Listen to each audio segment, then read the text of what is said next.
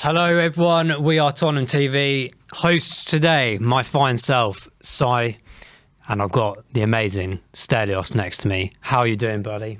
I'm good, Si. Big game. We've been waiting for this one all week. Finally, the day has come. Spurs away at Chelsea. Big test. Classic, mate. This is probably the first time I've been on the show where I'm smiling because everything's looking hunky-dory for once with Tottenham.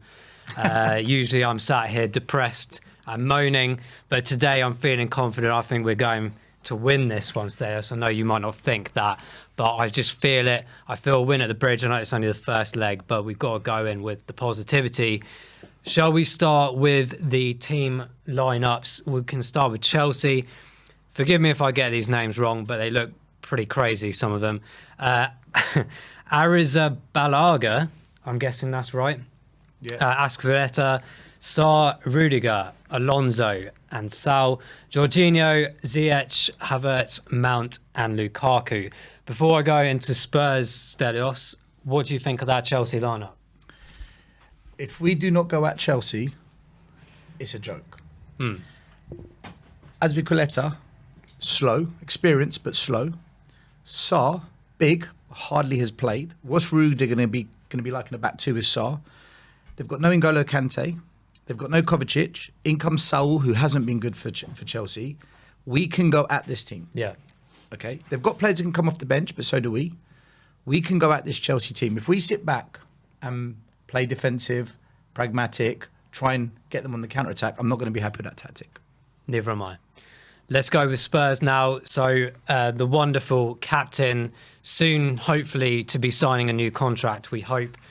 Hugo Lloris, Tanganga, interesting. Sanchez, Davis, Emerson, Højbjerg, Skip, Doherty, interesting. Lucas, Moura, of course, and Kane and Son. So looking at that Spurs lineup after announcing that Chelsea one, how now do you feel? So the two big questions are, number one, who's going to play in the middle of the back three? Is it Tanganga or is it going to be Sanchez? Most probably Sanchez, but I wouldn't be surprised if it is Tanganga. Okay. Because Sanchez has played really well. Yeah. Right-sided role. Yeah. The other issue, the other big issue, obviously, is Doherty's going to get absolutely clobbered in this game.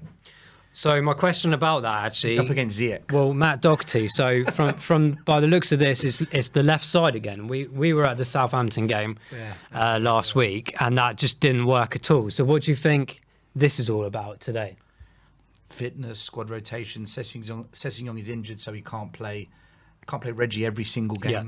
Personally, I would have played Reggie. Play a stronger squad. This is a massive game for Spurs. So I've been saying it for a while. I don't know if you agree or not. I've been saying it on a number of YouTube channels, podcasts, social media. For me, I don't think we're going to get top four because I don't think the squad is good enough yet. If we buy 2 or 3 top players this window, I think we've got the manager to get top four. But with this current squad, we're just lacking. And if you look at all the games Conte's played so far, he's done fantastic, by the way. This isn't about Conte. We've only played teams in the bottom half of the table. He's had quite an easy set of fixtures to navigate through. The only real test was against Liverpool. Yeah. And we got a draw against 10 men. Okay, they only had 10 men for the last 15 minutes, and we played quite well in that game.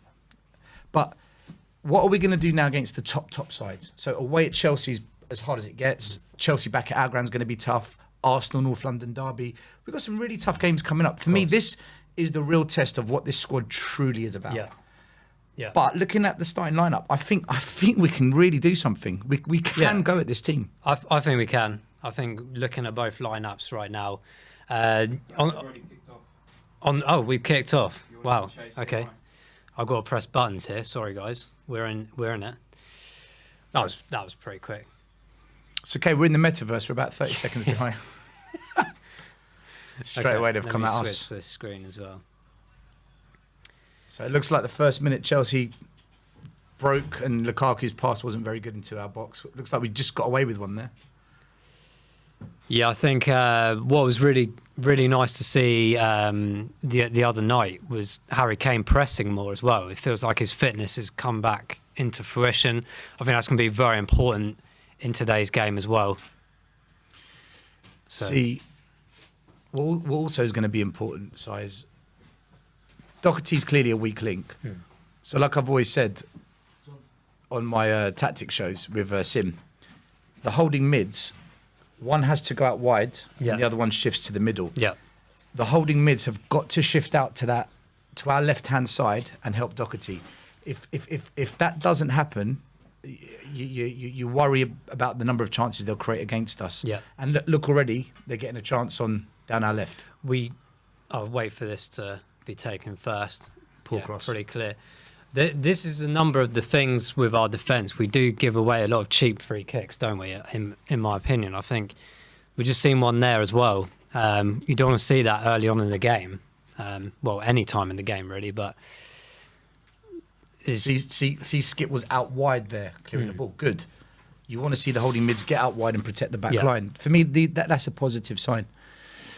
Oliver Skip is probably, I think, one of the most underrated players. And I know he's new and still young. He's brilliant. But I think he's incredible. He's a brilliant player.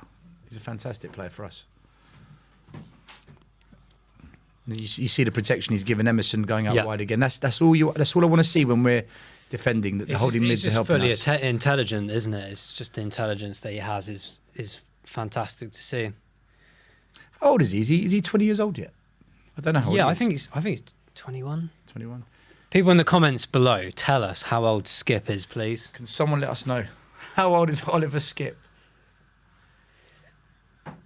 So we have a foul on Son just now via Aspilicueta in our half, midway. Let's see what we can do with this. I would like to see us pass this sharply around in today's game. I think we really need to. Don't get Chelsea on that ball. I know it's difficult to say and difficult to do, but I think it's something. 21. Skip is 21. Good age. Fantastic. That's a good age. Actually, Spurs, possible future captain. As a club, they tend to want their academy players to break in between the ages of 20 to 21. Yeah. So they like to give the players a couple of years of a loan period, which is clearly it's worked for Skip. Of course. So good on Spurs. Good development there. So we have Sanchez booting the ball up the top. Lost it already. There we go.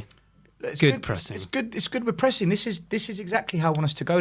And from the start as well. Yeah. We never. This is the first time I've seen us for a long time press from the start. And there you go. We've won the ball. Fantastic physicality there from Højbjerg winning the ball. You kind of wanted him to pass that wide for the touch. Tanganga on the back here. Oh no. We do this a lot. Poor pass from Tottenham. We've given the ball away in dangerous position. Chelsea are in 1-0. Tanganga is defending by Spurs. Great start for Chelsea. Well, I don't know if that might go down as an own goal, but I don't think Sanchez could have done much about that, to be honest. I need to see the replay, but clearly the pass from Tanganga gave the ball away. Well, it's a poor pass. He's allowed Alonso to come in, and then he's made the run. Tanganga got caught as well. It's not good enough on the run behind. So at the end of the day, Tanganga is a young player. He's going to keep learning, but for that, it's just not. It's not good enough.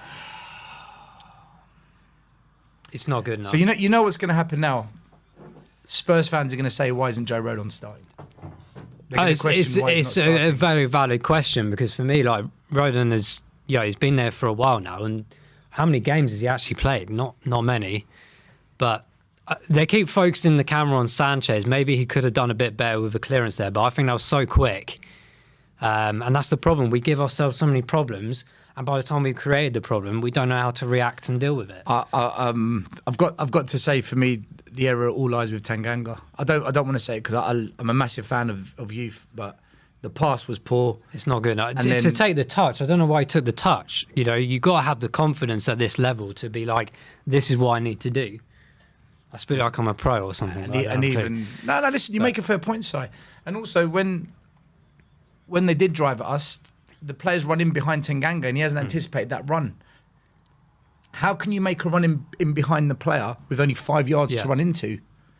And then Sanchez, could he have done better with the clearance? It's come off him into the roof of the net, or are we being a bit harsh on Sanchez with that one? Well, I think the fact that he's been put in that position is the frustrating part. But yeah, I think maybe it's easy for us to watch this, isn't it? It's going a million miles per hour in these kind of games, but I just think collectively it's terrible. Positive, right? Positive. If you're going to go 1-0 down, do it early on so you've got the rest of the game to get back in. So I'd rather this happens now than the 85th minute and we'd be in tears and like, oh, God, we've blown it. So Emerson giving it away cheaply again there. Lukaku's got a statement to make today as well. I'm sure he's going to be up for it. It's interesting how we spent years and years and years saying sell Dyer, and as soon as he's out of our squad, we concede in the first 5 minutes. Ball over the top, couldn't quite get to Lukaku. Hugo picks up, throwing it out to the left-hand side with Davies right now. Højbjerg in that middle spot as always, trying to orchestrate something here. Big test for Tottenham now. Yeah, this is and it's exactly what I said just before we kicked off. I said this is the real test of the squad. Are they good enough for top four? Are they good enough to get to finals and win trophies? Or is Conte just doing the best he can with a average to good to average squad? Oh, come on. Let's go, Tottenham. Let's go. There's no runners. There's no support. Kane's got no support at all there. The strength of Harry is just absolutely phenomenal. I think he's one of the best players at holding the ball up. 3 or 4 defenders, though, on him, though. Where's the help and support giving him the options to pass? Well done, Doherty, there, defensively. And a player we criticised for a kick-off, but he did well there defensively. Got to give it. Yeah, we have to. Give him credit when he does something well. Now, Tanganga, once again, this time does find Emerson. So, another thing that's important, okay, and I'm just talking with my coach's hat on, when a young player makes a mistake, don't pull him off. Yeah. You know, can he grow in confidence now? Doherty's here on the left and offside. Can he grow in confidence now and redeem that mistake? This is how you develop a young player. When mistakes happen, the worst thing you can do is just pull him off or let's all turn on him. He's a young player. He needs game time. He needs lots of game time. And over time, those silly mistakes will eradicate out of his game. So I'm looking for Tanganga to bounce back in this game now. Well, he needs to. He needs to, for sure. Yeah. I mean, we've seen in the past with him, though, it's like when his confidence drops, he can sometimes be sort of prone to more mistakes. But you've got to learn these things. And you're only going to learn that by playing as much as you can. I think it's just re-emphasising the point over and over again that as much as we maybe like or try to like our defenders, they're just sometimes just purely not good enough. And that's where we need to fix this in the January window, we hope, at some point. Window. Who knows? Will we? What History would say no, but there we go. We got Tanganga finding Lucas Moura. Fantastic turn by Moura. His turning is incredible, isn't it? Unfortunately. See, my concern now, just initially looking, we've broken. We've got on the attack, lack of runners, lack of options. Chelsea are just going to easily win possession of the ball every time if we don't attack with numbers. And it's like now, here we go. He's offside. But again, this is what I was saying. If we go at Chelsea, let's properly go at them. I know we can get at this team looking at the lineup. But 10 minutes gone, we're not going at them. No. And this is my concern with the tactic now. So I think the first 10 seconds we did, and then it kind of paired off. In the comments, guys, I want to know who you want in as a defender in this window. Well, let's hope that it's this window. Who do you want? I want to know.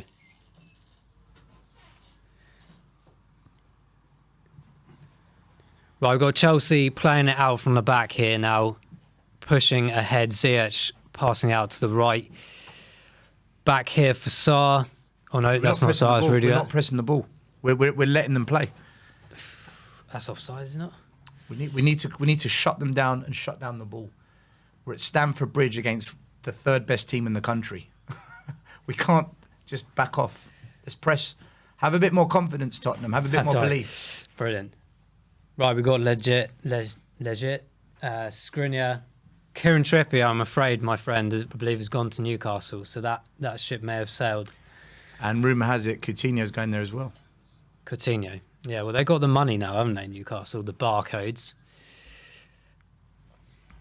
The barcodes. I just realised what you said. Ball into the box. Emerson clearing it back. Oh, terrible clearance. Tottenham What are you doing? Awful by Ben Honestly, Davies. Or was that sort Hojbjerg? yourselves out. This is where I want Hugo as a captain to seriously sort his defence out. Who made that pass just there? Well- Very dangerous pass. It was a clearance come pass. It was terrible in the box, and it was Hojbjerg. My goodness me. He's just booted the ball at honestly, skip 5 yards away. We need to calm down as a team. We're just a bit rattled from that early goal. Calm it down. But And the way you calm it down is get on the ball and keep possession. Yeah, you That's as how a calm it coach down. there, that's right. When I was at school and we were playing football and when I was in the youth teams and stuff, Yeah. teaching how to clear a ball, never kick it across your goal line and never head it across When your it's goal busy line. like that, no. And then you got players like Emerson that just done exactly that. Well, it was at this Hojbjerg. level. It was Hojbjerg. Hojbjerg was the one that fought there. Oh, of course, but then Emerson decided to head it back into the penalty box, which I didn't quite understand. You're right. Emerson, the header was headed in the wrong place. Then Hojbjerg, the clearance pass was absolutely Here we woeful. go. Lucas has found Son on the edge of the box here. Back to Emerson. What? Son's got the ball. Emerson's decided to backflip it to Son and then lost the Free ball, kick. and we give away the cheap free kick. Same story over and over. I just want to see Spurs for the next 5 minutes. Just keep possession of the ball and calm this game down. Chelsea have got their tails up. They're 1-0 up. The pressure's on us. Calm the game down, Spurs. There's plenty of time. Relax. Yeah, we've got a Keep lot of possession calls of the for ball. Skriniar, Cole Bartley. I'm not sure who that is. Get Emerson out. Guys, I think we're being a little bit too reactionary. It's only been 10 minutes. We are at Stamford Bridge. Paolo Maldini. Let's assess at half time excellent. how everyone's doing. Emerson going with a swipe for nothing. I don't want to pick on Emerson, but he's made 3 very strange errors in the first 13 minutes. Chelsea with possession on the edge of this box. Good block from Hojbjerg. Aspilicueta now driving forwards. No one's really pressuring outwards, so a bit of patient defending here. I'm not too worried about this because Spurs have grouped well. We're in positionally. We're in good positions to defend. I'm not worried. Chelsea can have the ball like this now. Yeah. It's no concern to us. This is what we do when we get it, though. We're keeping Son and Kane up top, which is good. So if we win possession, we can try and counter. Moura's tucked in as well now. So Moura's actually dropped behind Son and Kane. We're not like, I'll wait for this attack first. See Skip again going out wide. Brilliant. Excellent work from Skip, guys. Off the ball, Skip he's playing well for us. He's almost having to cover 2 or 3 other positions. That's the only the problem, isn't midfielder it? playing well. He's the only midfielder doing what he's supposed to do. I think he's being defender as well at this current point in time. Can't we just develop another 3 Skips? Just play them all next to each other. Yeah, someone's made a comment about Emerson being, I think, 22 and new to the country. I think that's a fairly interesting point, actually. You can imagine, as a human... So the counter-argument to that is, why are we buying someone that needs time to develop? He's a project signing then. Yeah. Well, how many of those have we had over the years? And this is where we go wrong. Project signings. Arsenal buy Kieran Tierney and the boy's ready. Yeah. We buy Emerson and he needs a season to adapt. He needs to get used to the language, and it's difficult for us as fans as well to accept. So Yeah. Chelsea got a chance edge of the box. Good block by Japhet Tanganga. Tanganga's actually played well since that bad mistake. Yeah, I think he's pulled something, though. He has a good tendency to have a nice pull of the hamstring, and I think it's maybe a knock, hopefully. I think it's hit his hand. I think it hit his wrist. He's just rubbing hopefully it was something not too serious. Yeah. So we've got a corner here for Chelsea. Ziyech taking this one. Right, who's marking Lukaku, sorry? The lethal winger. Who's marking Lukaku? That's what we need to know. I tell you what, when we played Chelsea last, we did a very good job of marking Lukaku throughout that whole game. And I don't think he scored either in that last one. But here we go. The ball's come in. Oh, no, Sanchez terrible cross by Tottenham. skips back of the head clearance. Poor clearance there. Sanchez. Why can't we just put our foot through the ball and clear it wide off the pitch? So Moura battling as always. I think Moura gets a lot of stick all the time, doesn't he? And I don't get why. He's an incredibly energetic player. He's the best presser of the ball. Obviously, I'd love to see him score more, but... we need to create the attacks. Yeah, exactly. Who's going to do that for us when we've got no creative spark in that middle? So the jury appears to be out in the comments. Are we in for Sanchez or out for Sanchez? That's the big question. He seems to have one good game and then decides to completely obliterate his confidence within 5 seconds. I don't think we can judge Sanchez on 15 minutes of football. let's judge Yeah, by the end of the game, because if he pops up with a header and equalises for us, suddenly he's great again, isn't he? Yeah. So long way to go, guys. Long way to go. But so far, we're just lacking any attacking threat at all. And that was my concern before the match. Are we going to go at them? And we're not. We're sitting back. I guess one of the other things is we always have this conversation about the creativity in midfield, you know, that kind of final third piece of getting that ball threaded through to the top players. But this is what we've got. I mean, at the end of the day, we can keep moaning and complaining, but it's literally all we can accept at the moment. There's a good conversation going on in the chat regarding Sanchez, in, out. Is he good? Is he not? And then it's the comments seem 50-50 split on him. Keep up the chat, guys. I've always wanted him to do well. It's a This is good the read. problem. It's Hakim Ziyech, just up and over and wide. yeah, he's the type of player you do not want to give him those kind of positions, because he very much punish you. Being in Amsterdam, seeing his lethal foot in action. Yeah, he's got a cracking left foot, hasn't he? Yeah, it's just a beautiful bend on that, but it's very just wide of Hugo Lloris's right-hand side. For me right now, the biggest question I've got is why is Doherty and Emerson on the pitch? Because we are not using the wing-backs at all. They're non-existent in the Very attacking true. play Very at all. true. Why Are- on the are pitch they- then? Change the tactic if Yeah, of course. It's the setup, isn't it? We don't have the wing backs to do this, but we have to continue to try and play the formation. I assume Conte's doing this to get everyone used to it, and hopefully one day may click. We just have to see. No, and I'm all for that. So I've got nothing against that. But at the same time, there's certain games like we did against Liverpool. Yeah. Change it. Of And course, against Liverpool, Plan we B. Yeah. And the concept worked against Liverpool.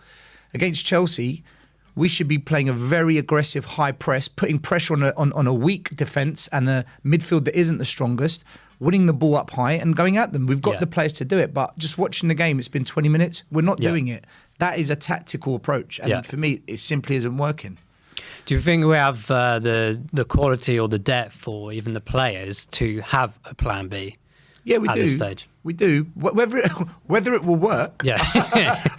I don't know. But we've got the players to go to a plan B. Of course we do. But So we have Harry pressing that back defence. we're Is not. now We're back not to the even. keeper. We're not even trying to see. Yeah, of course. Again though. Look, I've got to. I can't be a hypocrite. It is still early doors. Let's Yeah, see. of course. Let's we see once need more settle. players in as well, for sure. I'm sure there will be a phase of this game where Spurs do have a good period of possession, and we do get into the game and we're more dominant. It's what we do then, and hopefully we're not losing by 2-3-0 when that happens, because it'll be too late. So hopefully at some point in this half we have a good 10-15 minute spell. Yeah.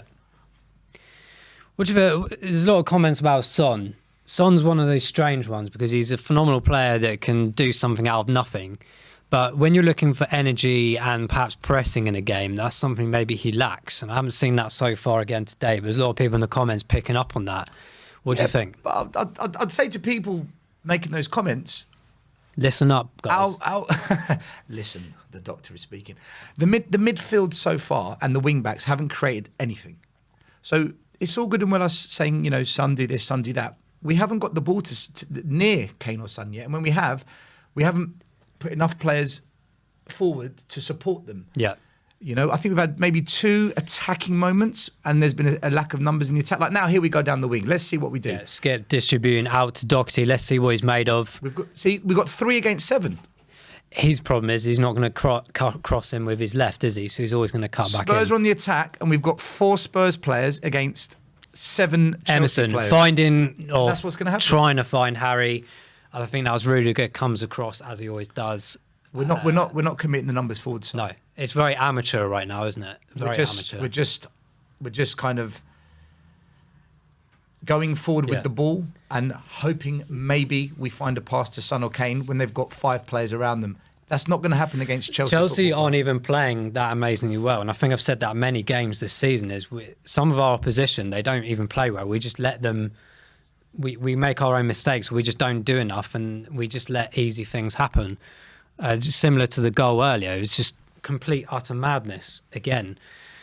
We just need some some oomph in this team, you know. 81% possession from Chelsea. I know they're at home, but that is unacceptable in a derby, in my opinion. Sit back and defend tactics, I don't know what is. That's unacceptable in a derby.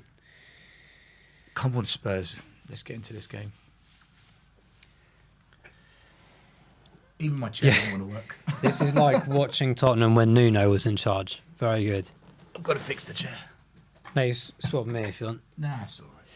Skip putting a nice foot in there. We're now back with Chelsea on their centre-half circle right now, pushing very nice possession football right now. It has been, to be fair, for the last 18-odd minutes, to be honest. Son winning the ball back. Handball there from Yeah, he's giving it. someone. Yeah.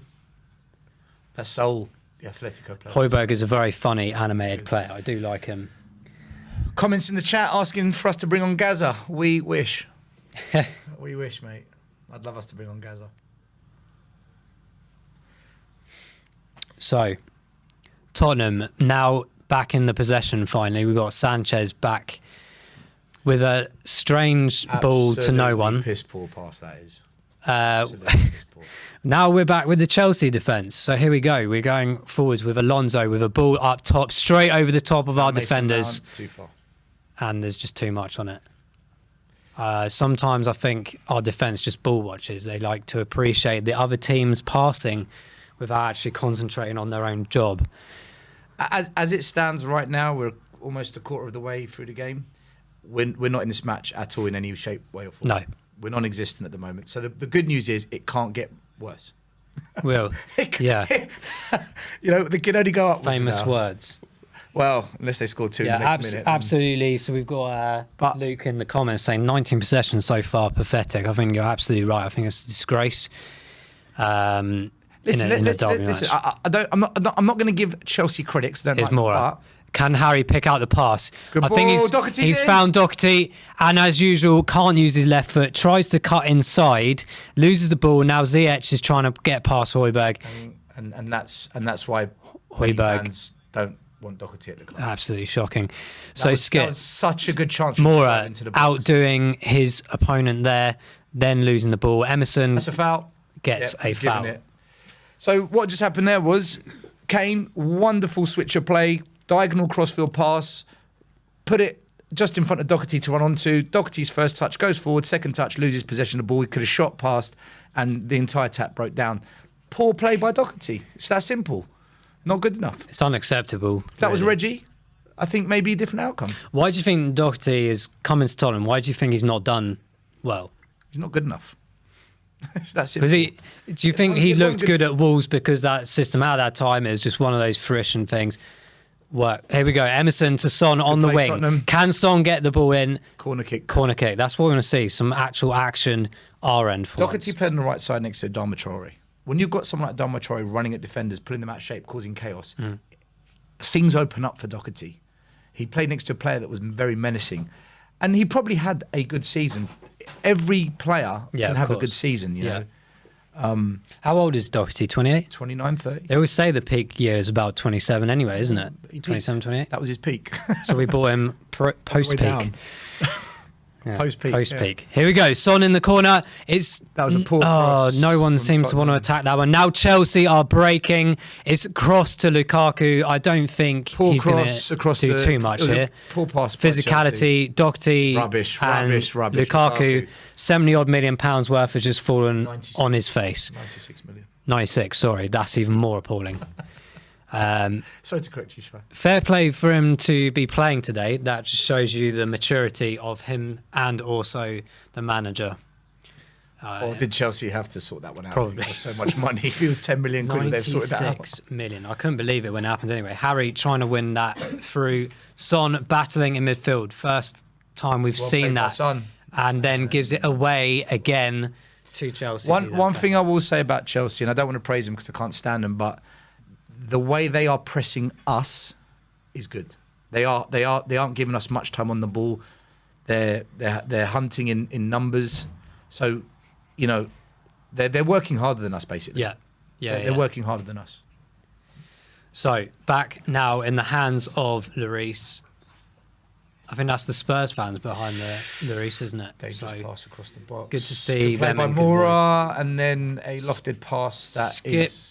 Harry. I thought he was Okay, gonna pull sorry. him. Did Yes. you see that bit of pressure Kane put on the centre back and Yeah. it nearly went wrong? Yeah. That's what I mean about this back line. Yeah. If we go at that back line, there's a mistake. Yeah, there. of course, absolutely. And that's what I was saying before we started the watch long. One of our difficult things, We I haven't think, done that, though. is Harry's always on his own up there, isn't it? And there's no one else Oliver doing Skip that. again. Skip Again. is fantastic.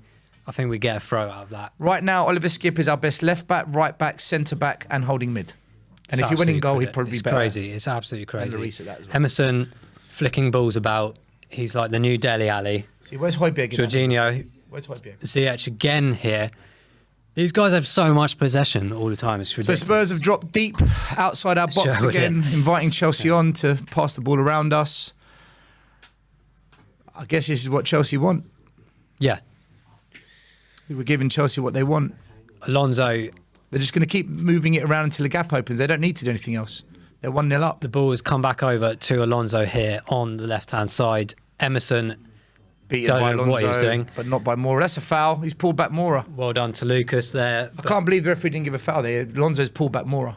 Yeah, Emerson needs to wake up a bit here. Do you know what's going on? What do you make of Emerson's defending? Because a lot of fans say, look at the number of tackles. He's one of the top 5. I think it's in on the and off. league. We just need a more consistent Emerson. That's the thing. What do you think of his tackling in the right back area, though? I think he's suspect. Higher up the pitch, I think he's okay. If it's higher up the pitch where there's a bit more battle, if you like, absolutely. When he's, as you say, in that full-on defensive position, Hugo punching it out, Choosing not to catch it for what reason, I don't know.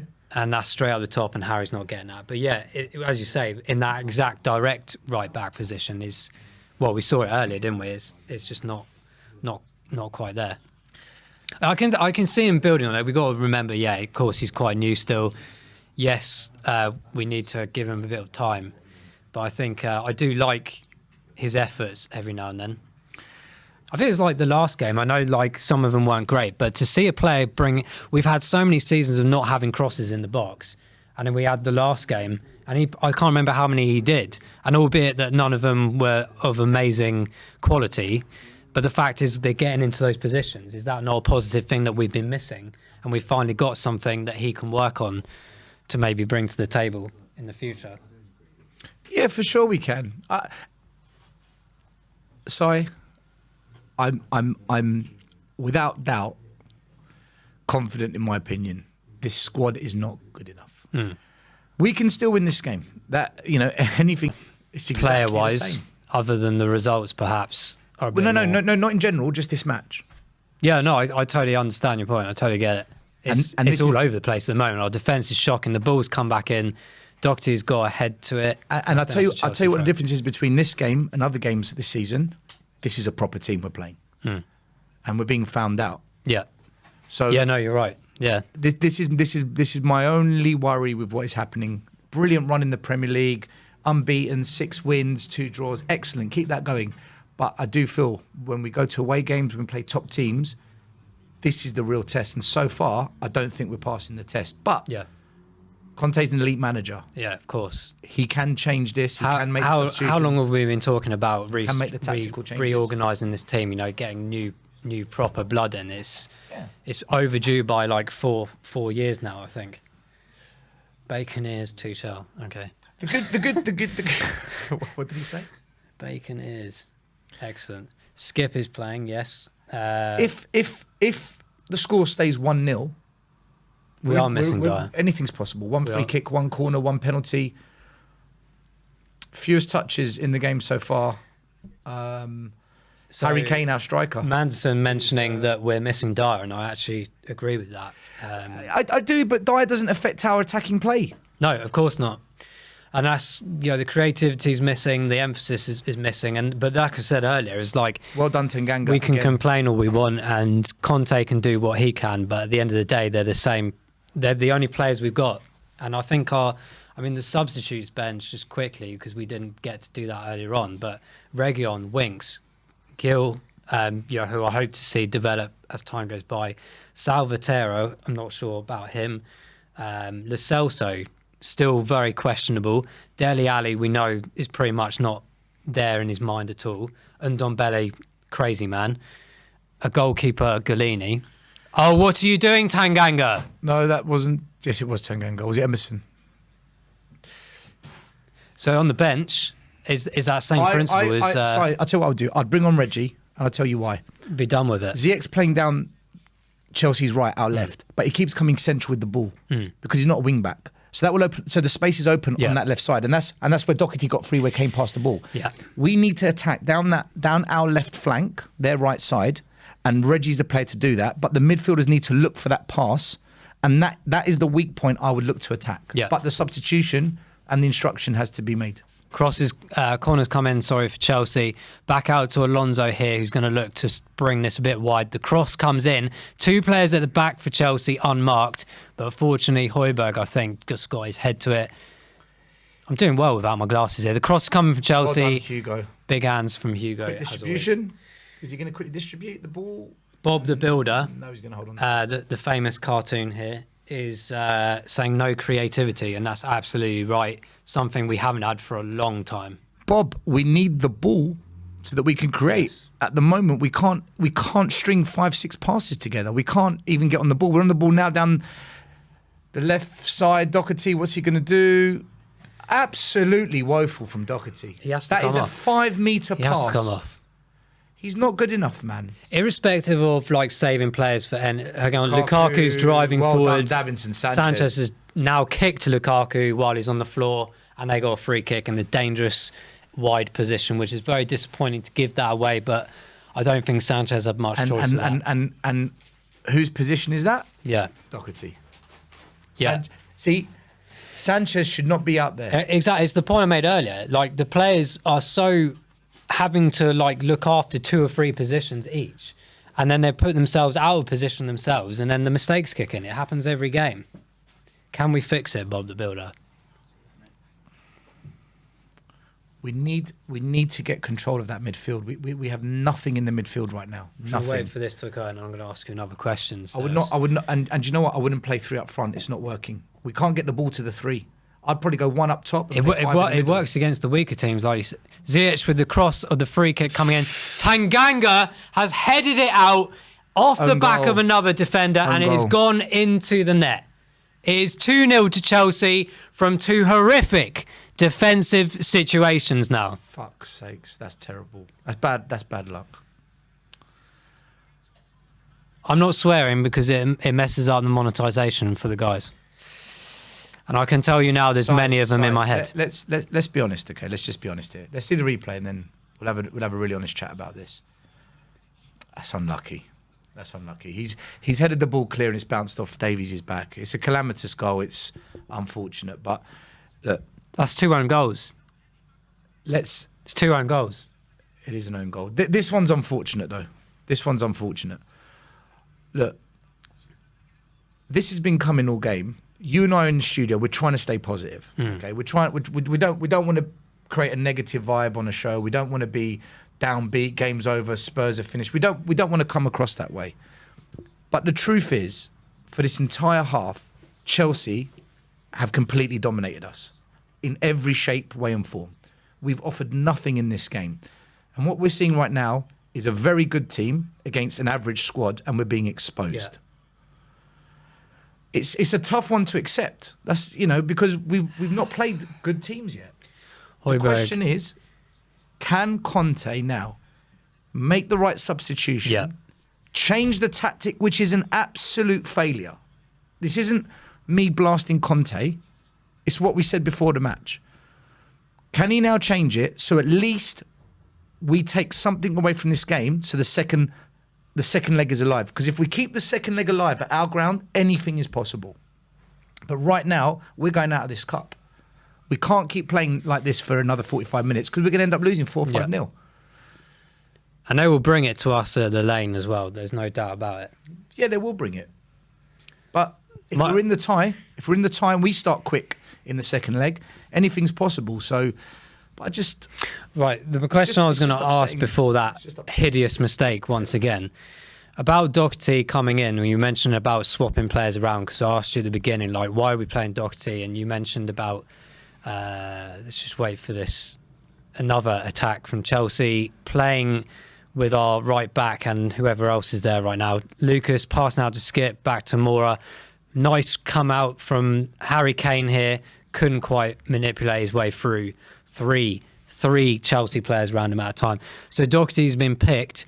Is that because of the Southampton situation where he may have not had enough minutes and maybe had a bad game that Conte thought, okay, we need to not just drop him out then because his confidence is going to go even more so? Or do you think he's just put in there for the energy? Because I can't figure out in my head why any manager would play Doherty in an instance anyway, and secondly on the left-hand side, unless Reguilon is injured or in a possibility that he can't withstand minutes. But it goes back to my point, for game after game after game, why not play your best players that are achievably possible, get the result first, or at least to a time point where you're in control, then make the changes? Why do we always, for the last 2-3 seasons, always on the back foot? We're playing Chelsea away at Stamford Bridge. It's a ground we've won once in about 25 odd years. I don't know what the exact stat is. But yeah. We never do well here, okay? You play your best team when you go to Chelsea. You play your best squad, or you might as well forfeit if you don't. There's no reason to be playing Doherty today other than fitness issues, or there's something behind the scenes we don't know regarding transfers and politics. We don't know. Next question, quickly. But I'm stunned. I'm stunned he's playing on the left side. Yeah. So let's say... And just because it's Conte doesn't mean it's okay. No. I trust in my manager. He's got this fucking wrong.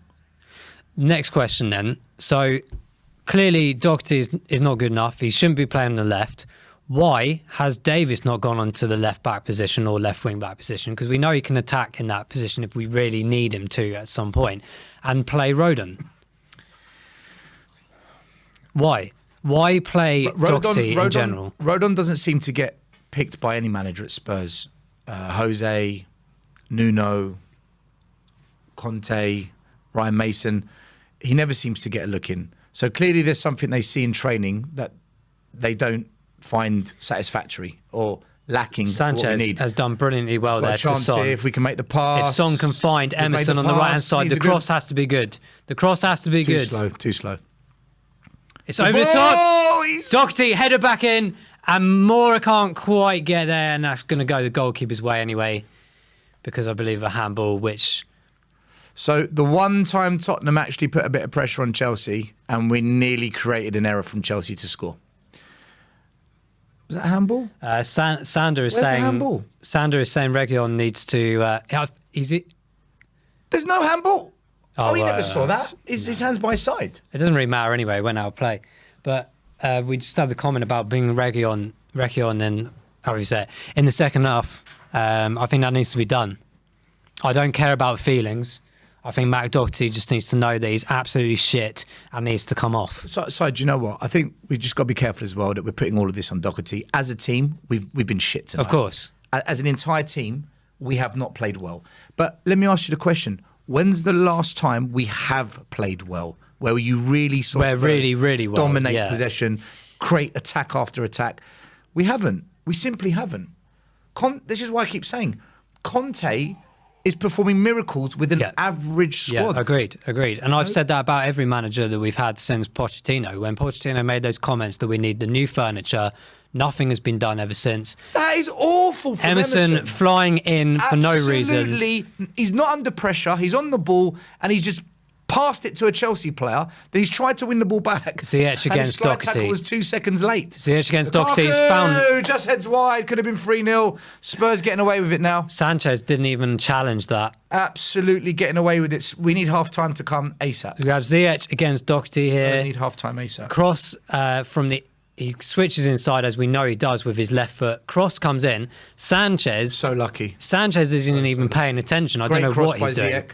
From the right side, where Doherty's supposed to be. He's not even jumped. Honestly, if that went in, I swear, I'd probably just walk out of the studio and never come back. But Si, where's that cross coming from? The side of that left side, Chelsea are exposing It's us. shocking. And in terms of team possession, keeping the ball, non-existent as an entire team. We're not playing well, and Chelsea are playing well. That's why it's 2-0, and that's why they're creating chances, and that's why it should have been 3-0. Looks like Timo Werner's coming on. That's probably a good thing for us. A little super chat he's here not that from, great, but from no doubt Faz. he'll probably score because he's. Yeah. Everyone loves to score. Faz has mentioned here Conte should change the tactic, not working at all. Agree. Yeah, I agree. Who said that? Faz. Faz, we agree with you, buddy.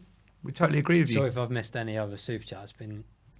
Someone's saying Conte's system is crap. No, the Conte system is not crap. The players are not good enough. We have Arian back here as well. Players are not good enough, guys. Member for 16 months. We need 16 months. some top never signings.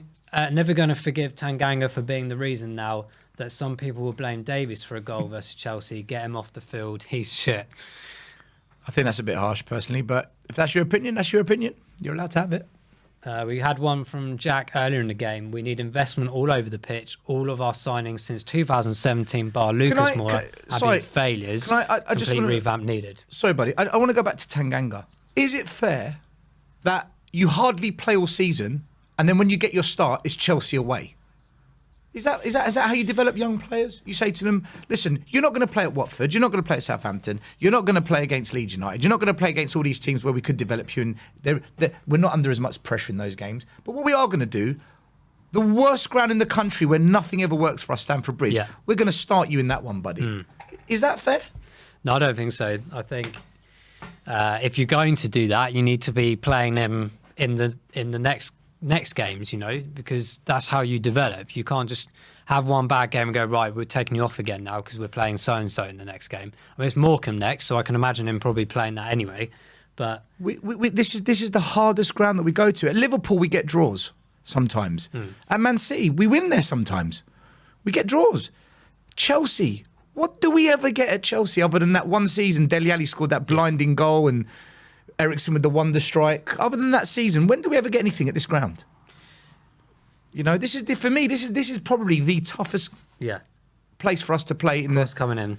Another very very mediocre clearance. It's led to a strike and Tottenham at the back are at 6s and 7s. They don't even know where the ball is. Can't clear it properly. When we do clear it, we're clearing it into dangerous areas. And Chelsea just look at them. Possession straight away. Yeah. The turnover of the ball by Tottenham is awful at the moment, guys. Trying to be positive, trying to find good things to say, but the only good thing is it's not 3-0. Someone's Tommy is saying we're being negative. So how do we turn today into positive? There's another cross coming from Chelsea, and it's gone out for a goal Tommy's kick. prediction was that we would beat that Spurs would win tonight. Tommy, that was your prediction.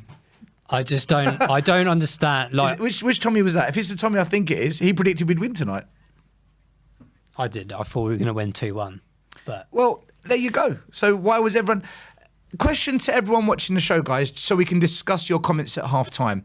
For those fans that thought that we would win tonight, 2-1, 3-1, please tell us why you thought we would win, so that we can discuss why you thought and what's actually happening. Because that'd be good. I think that'd be good space for us to talk about. Because listen, there were a lot of fans that thought we'd win tonight.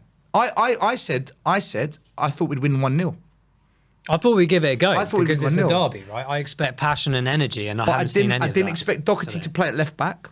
I didn't expect Dyer to be out, and I did not expect us to play 3 up top. I would have thought we'd have an extra midfielder in and try and play a bit more like we did against Liverpool, where we had 3 in that middle and fed it to the 2 strikers.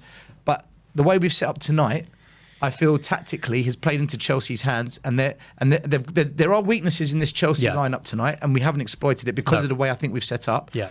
And I think that second goal was unlucky. I know it's Tanganga headed it onto Davies. I just feel it was a clumsy goal as opposed to bad defending. Yeah. They're both clumsy the first situations. Yeah, but we didn't give the ball away like we did for the first goal. The second one, we're defending a corner and we won the corner. We did clear it, but it bounced off the back of another Spurs player. I mean, that's just bad luck. So we have Eugene here with a super chat. Emerson is atrocious. Sanchez is disgustingly terrible, and what the fuck, Tanganga? Chelsea is toying with us like Man City did at the Carabao Cup final. Good memory. See, guys, please keep your comments coming in. Half time. It's 2-0 to Chelsea. Big second half coming up for Tottenham. Huge half-time team talk and hopefully tactical change. A lot of the comments coming in, guys, you're saying that you thought Spurs would win because you didn't expect certain players that are starting tonight to be starting. So clearly, what a lot of fans are saying is it's the team selection that's costing us.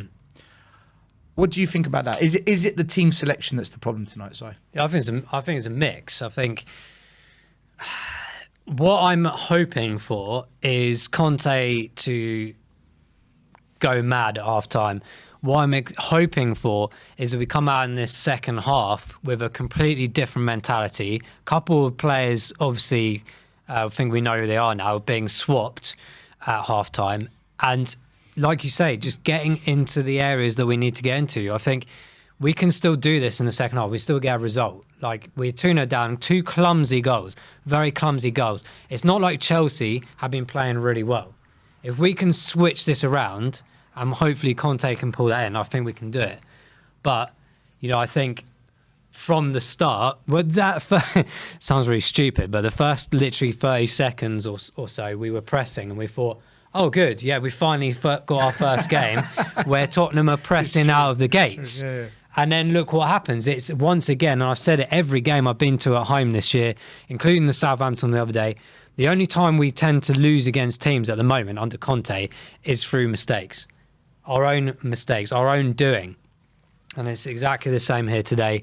Yes, the second one, arguably, you could say was a bit unfortunate because he's done his job defensively. He's headed the ball away from a difficult position, but Davies just happens to be standing there. But then you have to ask the question, well, why the hell's Davies standing so close to Tanganga in the first place? Why isn't he marking someone? And then you just got the whole entire shit show of defence coming into fruition again, haven't you? So it's it's just annoying because it's Chelsea. I hate losing to Chelsea anyway because I've got a lot of Chelsea mates, and it's a cup competition, right? And it's the semi-finals, opportunity, 2 games to get right, to get yourself into a final. And we just got this absolute garbage defending once again. And I don't know what more to say. I'm going to be positive in the sense that we've got the second half. It's about this half-time situation. We've always seen Tuchel. If we leave this game tonight with a 2-1 loss, it's not bad. No. And I think even if we didn't play bad, even if we played well tonight and we still walked away with 2-1 loss, that's still a decent result to take back to White Hart Lane, isn't it? Of course, yeah. And I think we've got to try and just emphasise, like, at the end of the day, we've got a second half ahead of us and we've got another 90 minutes in front of that. So anything can, of course, happen. But we've just got a super chat here from Powder as well. Realistically, our January should have been a complete refresh of our defence line. Dyer is needed in this game. That was never going to happen in January, buddy. Do you know what I said when Conte joined? He makes a good point, but we were never ever going to spend big. The rebuild was never going to happen in January, but it can start in January though. It can start with. What if we had Roden in? What if we had Roden in for Dyer? No other change. I don't think that makes much of a difference. I think the way we're playing, it's just, we're lacking an aggressive press against a defensive lineup of Chelsea that can be got at. We're not pressing the ball high up in that midfield where they've got Saul playing, no N'Golo Kante and no Kovacic. Mm-hmm. So all the pressure is being put on what? Our defence. Keep the ball, relieve the pressure, build up the play, find your openings, find the chances to assist so we can try and score. None of that is happening. The reason we're struggling tonight for me is the way we are playing. And the way we are playing is down to the way we're set up. And I'll keep saying it, even if people disagree with me, this squad is not good enough. No, absolutely. That is the main... I'm looking at all the comments and everyone is saying tactics this, tactics that, substitution this place. No one is saying that the squad is lacking. Chelsea have got a £400-500 million squad. Yeah. They spent £300 million a year ago. What have we spent? What quality players have we signed other than Romero, who still needs to prove himself? Yeah. Galini, no. Emerson, no. Brian Hill, a project. Pape Sarr went out on loan. Yeah. The summer before, Doherty, not good enough. Where is the quality signings that Chelsea have made at Spurs? It's lacking. We're still depending on the same players. Son, Kane. We're lucky Skip's come through the ranks and he's really stepped up. And you don't even have to spend like loads and loads of money if you have clever recruitment. I mean, obviously Leicester are having a bit of a tricky season this year. You're right. Clever recruitment, It's about the recruitment. And Paratici has been brought in for that particular reason because Hitchin is an absolute dive. So he's still there, by the way. How is Hitchin, I've said this in many videos, how is Hitchin still in our club? Just as a lads club, basically, him and Levy are So I've got a question for you, actually, about Hitchin.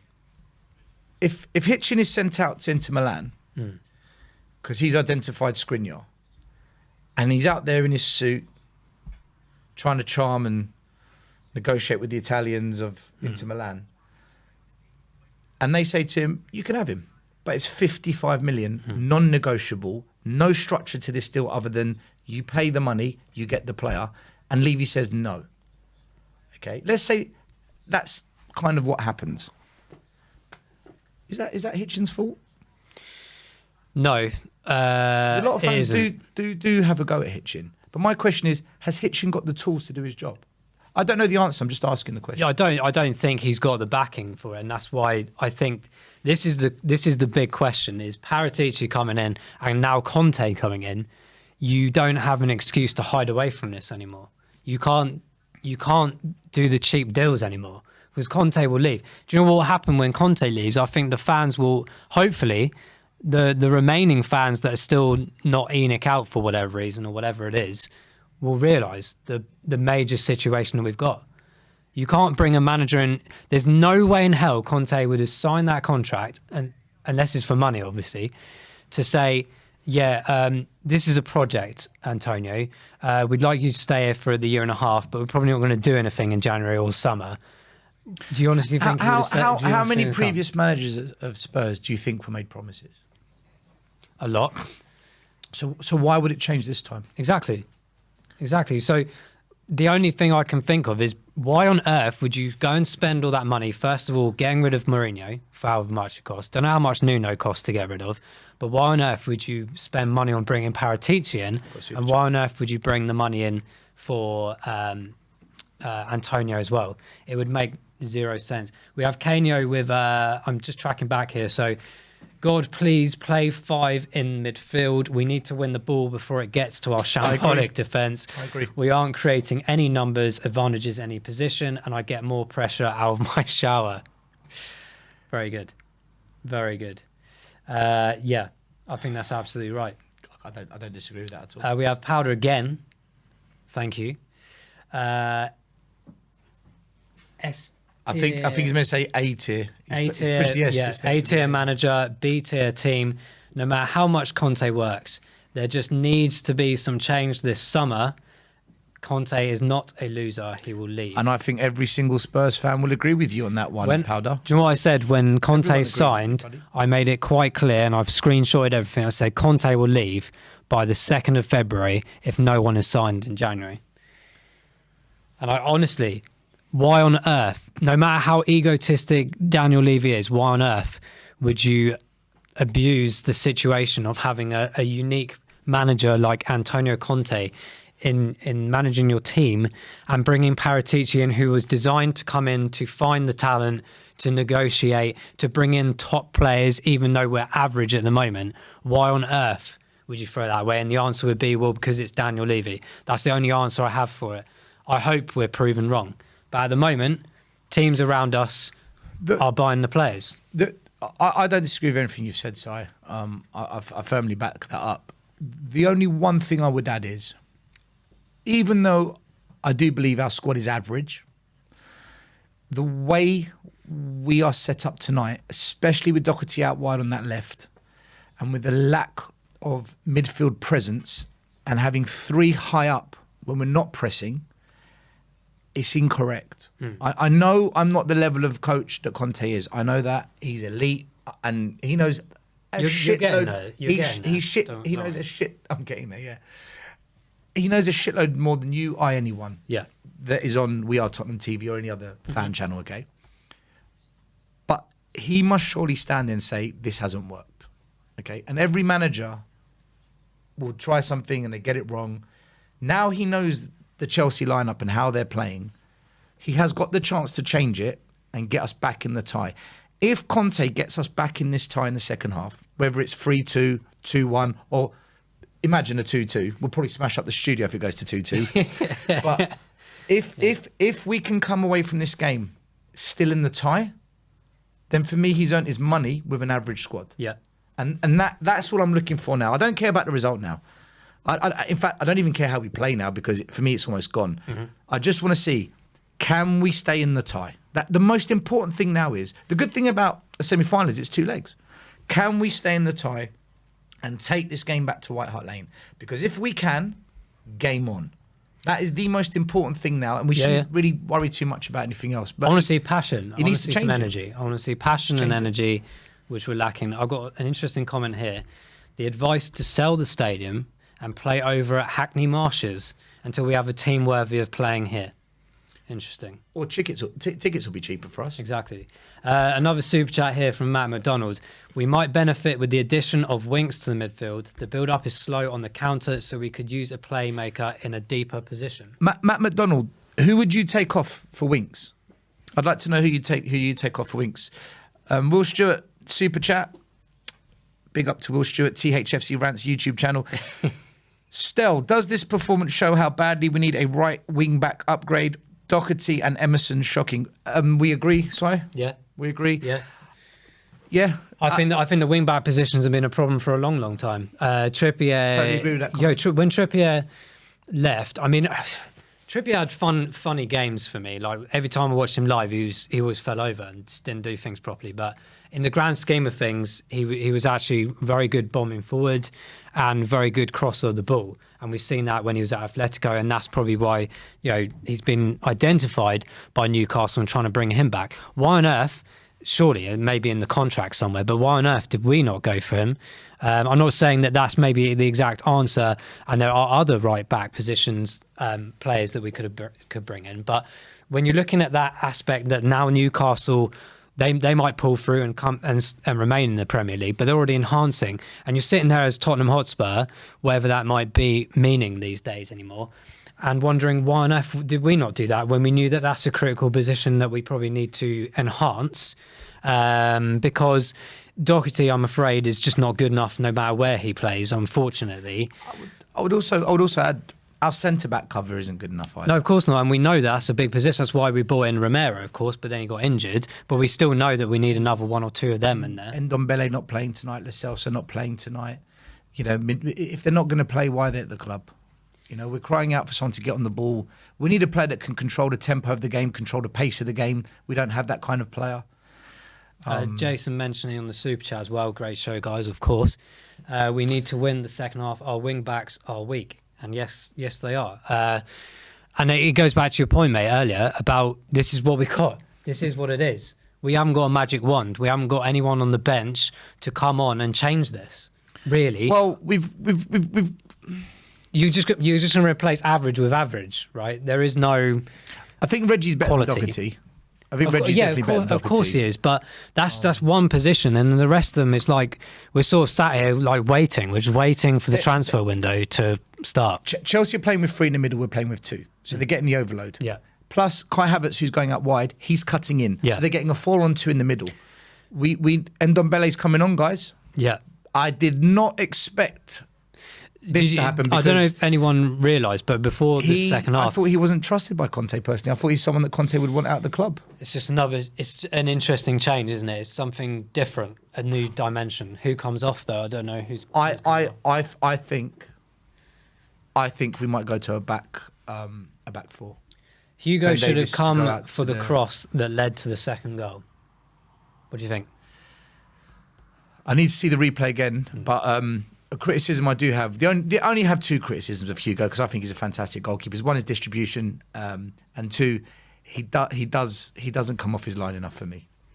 That's a communication error in the back. As a leader, right, there's one thing the for a captain, right? captain He to should be- shout at defenders, go, it's mine, or he should know he should come out. By the way, Werner's come on. I don't know if anyone saw before the second half. got injured. Tuchel was already telling Werner the tactics of what he wanted to do and what Tottenham defenders were and were not doing before he's come on there. So it's going to be interesting to see how Werner plays in this half. But Who's come off, guys? another one here from Eugene. Spurs players look nervous. They don't know what to do and looks like they're not coached. It's called pressure, buddy. Yeah. Meanwhile, Chelsea look like they have all the time in the world. And that's what happens when you don't go on the front foot and press and take the game to Chelsea. You let them play. And this is... I think I've said it 2 or 3 times. It's exactly what I said. We need to go at them tonight because they're vulnerable. I think bringing on Ndombele means we are. Who did he come on for? Sorry, I wasn't paying attention to that. I don't know, but we are. But this gives us an attacking dimension, doesn't it? Because Ndombele tends to sit behind those front three, whereas before the cross comes in, Son lucky by Son. Emerson back again into the box, deflected back out. Chelsea deal with it. Back out to Skip. Much better start from Tottenham in this second half. Højbjerg. Straight away, we're on the front Emerson, can he get a free kick there? No, he's back on his feet though, which is good to see. And that's a poor pass. I don't know who's taken off, but when I've always said this, like many games this season, and I appreciate why we play with the 2 defensive midfielders because our defence isn't confident enough, and I see why managers do that. But at the end of the day as well, we need to take... Matt Doherty's come off. We need to push the front foot. We need to be the ones that put the fear in the other team. We don't do that enough. And if we have to take the risk, because our defence is rubbish no matter what anyway, so we have to just take that risk, in my opinion. We have to go for it. And it looks like if we're doing so far, the momentum has changed. So I think we've gone to a 3-4-3. Yeah, it looks like, and it's working. We've got the attacking ability now. Yep. Emerson, cross comes in, and it's to no one, but the pressure is on Chelsea, and they didn't. This is much better from Tottenham in terms of the start to the second half. It's whether we've won the ball in the midfield as well. Skip in a good position, drives forward, lays it off to Son, looking around for options. Son, he does like to hit them from there as well if he can cut in. And Ndombele out wide. I don't want him there. So, and Ndombele has been in 3 positions so far since he's come on to play. That's a very poor not good enough. Absolute waste of time. But we proceed. Why didn't he play that pass on the ground? I don't know. As soon as he lifted it in the air, you knew what was going to happen. I don't know. But this is more positive and you know momentum. What? And that is one of the criticism a lot of Spurs fans have with Højbjerg. It's stuff like that, giving the ball away, poor passing. Right, we've got Gerald here saying we need a commentator upgrade. I mean, I'm not being funny, but I think we're a lot... Change the channel you're watching, buddy. I think we're a lot better than the tripe that they put on Sky Sports, Don't watch Sky. Put it on BT Sports. I'm joking. We'll try and up the ante here with the commentary, but here's Ndombele. I thought about the TV. I thought it was good. And Ndombele's through. That's a foul, surely. Yes. Referee's giving it. Ndombele causing problems already. Do you know what I would love? Literally beat one man and got tripped over. This is what we want. Exactly. Take the game to Chelsea. And he's exposed Sarr. Exactly. The exact player I said, we can expose this centre-back. Yeah. He's not all that. And then Ndombele, within 2 minutes of the game starting, has won us a free kick in a very dangerous spot. The only problem is we've got no free kick. Irrespective of whether Ndombele's laziness and stuff, he's a very strange player. He's class. But I want to see him do this. He's a class player. He's come on with energy and his attitude is great here. What is this? Who is this guy? Like, what on Dembele will we get today? And so far, it's been a good one. We need a set-piece specialist. I was hoping we'd go and sign Prowse, but then Southampton got taken over this morning. Why doesn't Son take our free kicks? He takes really good corners. He's got a good shot on him. He takes good corners when they go in the box, not when he passes them short. Free kick. Free kick to Tottenham, 25 yards out. If this goes in, we are in for one hell of a second half because Tottenham mean business and we're back in the game. But when's the last time we scored a free kick? Harry Kane, I tell you, is this the moment? This looks like a top bins moment. Kane takes the free kick. Oh, great save by the goalie. Kepa down to his right. Probably a good place for him to make the save as well. But at least it was on target, and first time we've tested the goalie all games in the 49th minute. And this is Kepa as well. We should be smashing him from 30 yards when Kepa in goal. Come on, Spurs. Come on, Spurs. Keep the momentum now. Let's not resort back to type.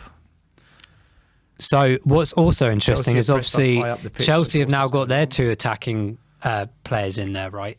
And we've removed one of our defensive midfielders.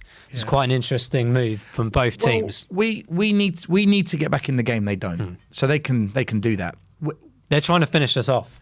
They're trying to finish us off, and we're trying to stay in the cup. We're trying to stay in the tie. So instead of putting more defensive players on, we've put the attacking on. But this is something we should have done at the start. Should have started like this. Yeah. This is the one criticism I've got with good triangular football. Oh, lovely football from Tottenham. Harry Kane from left back to if middle. He can find Son on the left-hand side, which he does. Son's on the ball. Would he find the overlap? Would he go for the shot? Good tackle. Took too long, Son. Heung-min Son took way too long, and that is why. Do you think the players were screaming at him, saying there was a player coming from behind him? Because that is why Spurs fans lately have been criticising Son. I know he's the top scorer. I know he still does a lot for us. But it's moments like that, that's not the Sonny we know. The Heung-min Son we know takes the shot early or lays it off. Yeah. And I don't know why he did that. It was not his best moment, but it wasn't a disaster. So Chelsea... Promising break, though. The football there, the build-up. Yeah. See, we have got it in us. We have got it in us to get back in this game.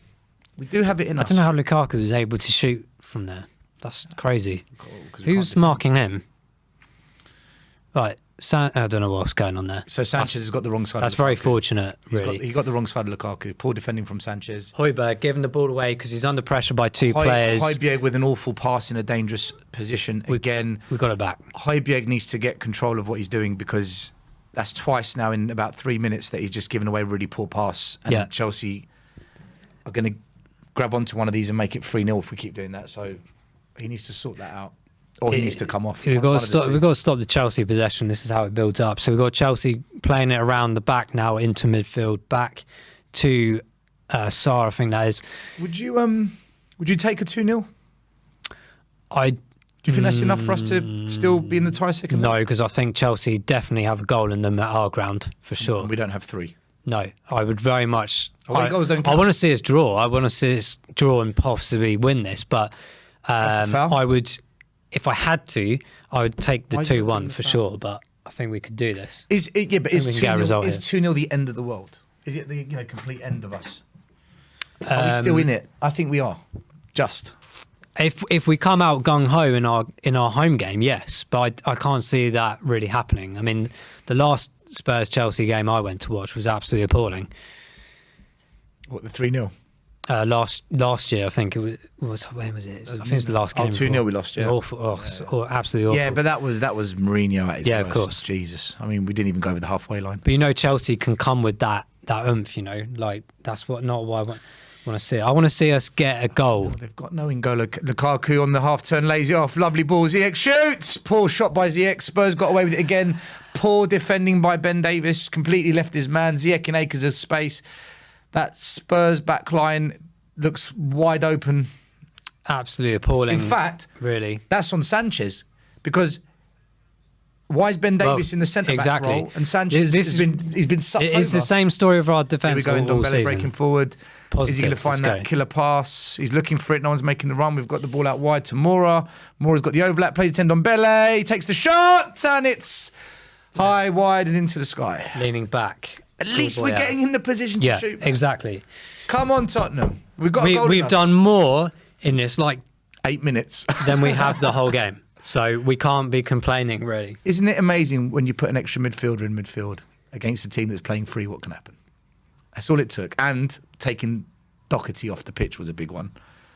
Højbjerg needs to be dropped, gives the ball away in 99 times. What did we say at half-time? I'm as handsome as Sim, I'm sure.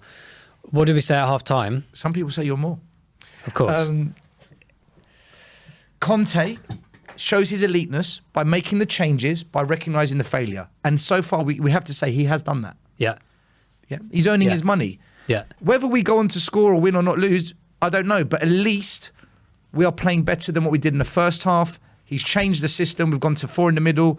And he's taken off Doherty, brought in an attacking, creative player in Ndombele.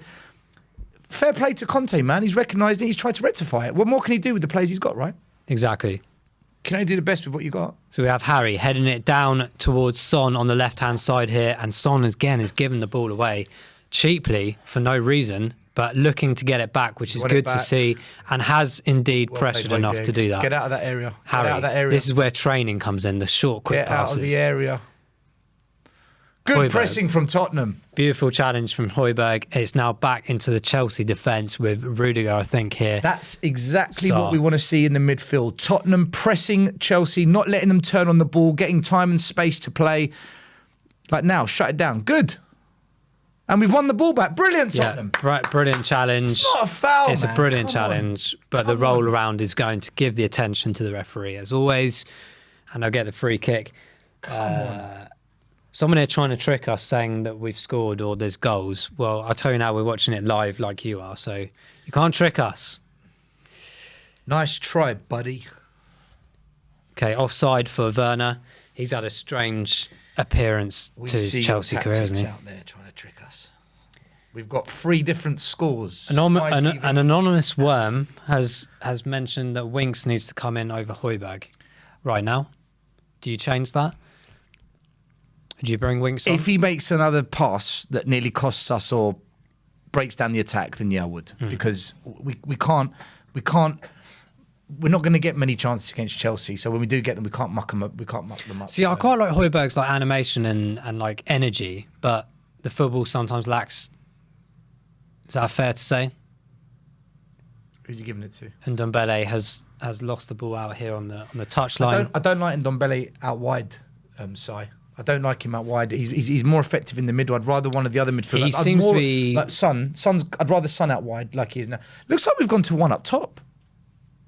Has he done what I've said? Have we gone I think yeah. He must have heard your vibes, mate, and made that change. That's right. Pressure Assistant coach here. there is telling Conte what to do. Son a bit out of position here, but doing his best to get that ball. Now in the responsibility of our midfield, but Chelsea are playing it around nicely at the moment. Son straight in there. Tottenham. The ref hasn't given the foul. We can break. Son over First to time Mora. ball. Mora, Harry. With a poor pass. To be fair, is not great these last few games. Kane's run should have been across the defender, not behind him. Kane should have made a better run, actually. We need more play-by-play descriptions. Apparently, we're not doing enough. Come on. Let's go. Chelsea. Sorry, it's above our pay grade. if you can contact Ben and Sim to give us a pay rise, we will up the quality of commentary. It's quite a good mix, I think. Commentary and chat and comments. It's a beautiful thing to be involved with, I tell you. That wasn't a good ball forward at all. Conte watches the stream. Chelsea have got the ball on the halfway line. Tottenham have got 11 men behind the ball. Harry Kane, the only person pressing. Chelsea resorting to long balls. And do you know what? That's working to our favour. It's whether we can break out from the back with the passing. Tanganga drives forward. No, he's lost the ball. He's lost the ball in a dangerous place. Chelsea come on the attack down the wing. Plays it to the middle. Timo Werner. Shot blocked. Good block there by Højbjerg. And Ndombele with a wonderful turn and release of the ball. Not enough strength from Højbjerg there. He's been played left, right and centre, Højbjerg ball today. Kane's dropped back deep to help us defend as well now. Literally, we've got all men to the pump. Ziyech with a cross into the box. Low range! And Saul tried to do kind of a reverse flip with the back of his heel and it just didn't work at all. Thank goodness. It would have been another moment where come on, buddy. Chelsea literally have not played well. We are creating our own mess here. I think their press is... And now we're doing this again. They've got 5 players around 4 of ours. When has that ever worked? It's Chelsea's pressing game is also forcing the errors. And this is something I said in the tactical show I did with Sim against Southampton. We don't set up to be able to beat the press. I don't think our players know how to get out of a press other than kicking it long. Yeah. And just then, what happened when they pressed? We kicked it long and Chelsea got the ball back. That we need to learn how to get out of a press, but at the same time, you need players that are quality passers at the back to do it. Do we have them? Probably not. Eugene is not impressed with Tanganga with his recent super chat again. He's not. Listen, Eugene, you're not wrong. But we've also got to admit, he hardly starts for Spurs, and the game he starts is Chelsea away, the hardest game of the season. You know, are we expecting a bit too much from him tonight in such a big game? Has he had games to play and build confidence and then go and play Chelsea with some momentum behind him? No, he's just been thrown in the deep end, and we're expecting a 21-year-old to just, deliver for us. Højbjerg. I think it's you know. Finds Mora with the switch over, finding Ndombele here on the left-hand side. What a touch from Ndombele. He's doing all what's he done sorts. after that, though? Ballerina in the air, loses the ball, and it's now a handball. Why did against Ben Ndombele Davies. kick the ball up on the second touch? Just bring it down and lay it off. He did so Absolutely well crazy. to get the ball and dink it over the player. What does Roden have to do to get a start, says AJ? I think Tottenham. that's a very valid Leave question. Spurs. It's bizarre, isn't it? He's not It's gonna play so for it's Spurs. so bizarre. He's not going to so play for bizarre. Spurs. If he's not, if he doesn't come on in this game, he's not playing for Spurs. Steve Combo is saying Tanganga needs a Premier League loan to get some games. I don't disagree with that. I actually think that's a really smart comment. Do you think that leaves us short though? Do you think? Unless we bring someone in, obviously. Well, which if we're going can't to see keep Rodon, and if Romero coming back, That's very, very poor from Harry Kane there. why is he out wide though? Why is Harry Kane out on the right wing? We're completely out of shape when that happens. So Chelsea blocking the break here on the left-hand side. not I think it's worried about Werner on the Timo edge Werner. of the corner of the I'm not- box. I'm not worried about And Timo it Werner. goes wide. Hugo is throwing his arms about everyone as always. If I was him, I wouldn't sign a new contract. I'd be out of there as soon as possible. But here we are. Tottenham need to now awaken themselves again because we're getting Chelsea back into this game through our own fault. It's just poor passing left, right and centre from us all the time. Well, I think the passing also is poor because of the positioning of the players. Harry Yes. Kane's drifted out to the right wing, literally on the touchline. He's passing it into the middle. And there's a yellow card here for Sarr. That's off the ball. Kane's down on the floor, holding his chest. A bit of street play here, I think. Is there VAR in the Carabao Cup? League Cup. Surely in the semi-finals there is, isn't I there? don't know what's happened, but if he's smacked in the face, that's a red card. Højbjerg is pointing to say that he definitely swung his hand out on purpose there. You cannot give a red card for that. No way. I don't even think that's a booking, to be honest with you, looking at that. Can no way give a red card for that. He's That's raised, just he's a put his arm tussle, up. eye on the Oh, ball. hold on. He's pushed back with the elbow. That angle's much more menacing than the previous one. I don't think there is VAR. I'm not sure.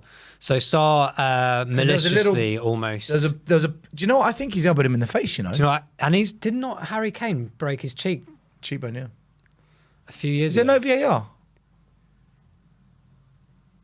Well, there's a debate going on here in the middle of the field. Or with is the it an referee and obvious, Spurs one of these and Chelsea obvious players. errors? Is it an obvious error? He's booked him. He can't go to VAR. Mate, it's Tottenham, mate. We don't get the VAR decisions. But Rudiger, of all players, Why Chelsea still arguing? is it? saying that there's nothing to worry about here. Tottenham is still around there. Kane's clearly in a bit of a struggle with his chin. We obviously remember he had the cheek injury a few years Just so ago. you know, guys, the game's been stopped whilst Harry Kane's receiving treatment. That's why we're not commentating on what's happening. And if you remember that beautiful Kane goal against Arsenal when he had his He's face cracked him mask in the on. face. I do from that angle, that is very aggressive. That is very aggressive. There apparently is VAR in this game, but clearly If it's not an obvious error, they can't use it, I don't think. absolute 'Cause nonsense. He's isn't it? giving him the yellow card, so What is the point in VAR? Like, what is the point, really? it's the debate of every YouTube channel in the world at the moment. Absolute What it is, nonsense. But here we are. This is the game that we are in. Harry is back up and running, water over his face, the magic water, as they say. And we're hopefully getting this game back underway. Sanchez with a long ball to Son. Kind of good control, but not because we're now giving it away. Sonny is not having the best of Rudiger has touches possession here at the back. tonight. Switching it very nicely across the left-hand side, finding Alonso. Alonso is now putting that ball along the wing. No trouble. Tanganga No is doing trouble. well there. No trouble. And Ball was too heavy towards Alonso. Tanganga shielded the ball and watched it go out of play for a goal kick. Well played, Tanganga. Not the best pass from Alonso. Timo Werner, not really worried about him. Ben Davies on the left-hand side here Probably with scored now, said Højbjerg. that. Very Good nice play by touch. Tottenham again. Very nice Kane's touch. out wide again. He's doing the old Mourinho, isn't it? Where's the strike? There's no striker on the pitch. Harry Kane fouled there, definitely. I'm going to take a quick one, trying to Chelsea too clever. Oh, Harry Kane, awful. Here we Oh, go, got though. Chelsea Moura have lost with the possession of ball. Lucas Moura lays it off wide to Emerson. Can we get a good cross? No, we can't. We've got a right wing back who can't cross the ball. But When we're it getting in the matters. positions. That's the But good the thing here. statistics will show you he's the best in the league. Yeah, but when it matters, like there, Yeah, the quality needs to improve for sure in those crosses. Lucas Moura dribbling, losing possession, falls to Højbjerg. Nice pass of the ball. Great out wide. pass to Ben Davies. Oh, why is he not drilling Another that? poor cross from Ben Davies, this time from the left side, and then it ricochets off Let's see him. Azpilicueta. Let's see what he does here. Davies plays it back to Højbjerg, who's on the left side of the pitch. It goes into the middle to Tanganga, who plays it forward to Mora. Mora turns on the ball. Will he play it wide? No, he doesn't. He dribbles forward.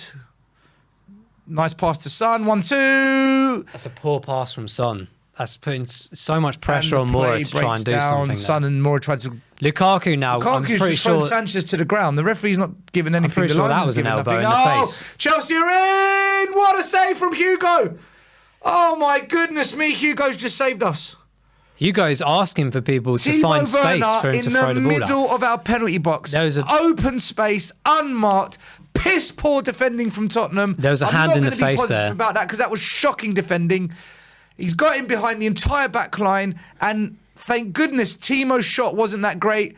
And Hugo anticipated it and jumped in the air and just punched it into his hands. I was Got away surprised with murder. I was surprised that wasn't a foul though against Sanchez.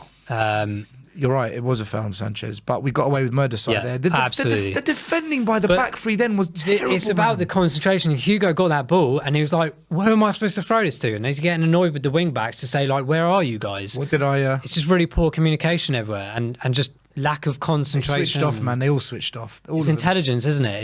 It's why we're so amateur. Lack half of the time. quality. Skip couldn't quite see Davis on the left. Somehow, guys, we're still in this game. Just we just need that one opportunity. give Hugo To Lloris take. that new contract. Skip He needs that. being contract. played by 3 Chelsea players, one of them of which is Lukaku, but It's Kane goes in there Good beautifully. tackle by Kane in the middle. Turns, Absolutely drives down the middle. He's got no options around him. Poor pass again. Ndombele in the wrong position. He's behind the defenders. Should be in front of them to receive it, or at least make a run so Kane can play a through ball. Neither happened, and Kane still chose to pass, knowing that. So the pass when was Kane's really pulled good. back into those positions, Yeah. the other players don't seem to respond in the sense that someone needs to go up the top. Make the runs. So what is the point in doing that? Well, It's very confusing. And I don't understand why the players can't understand simple tactics or simple formations.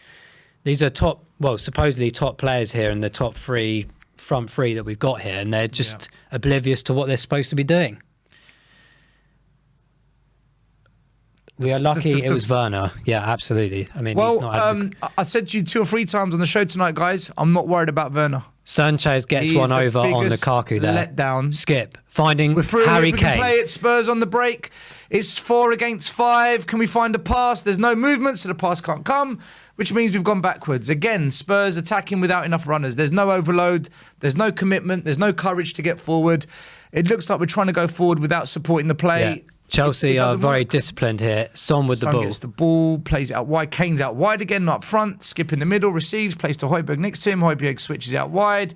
Tanganga to Mora. Mora, Spurs. Actually, nice build up here from Tottenham. We are getting into a good position. It's gone out wide to Emerson. It has to be a good one, Emerson. And Mora! Unlucky.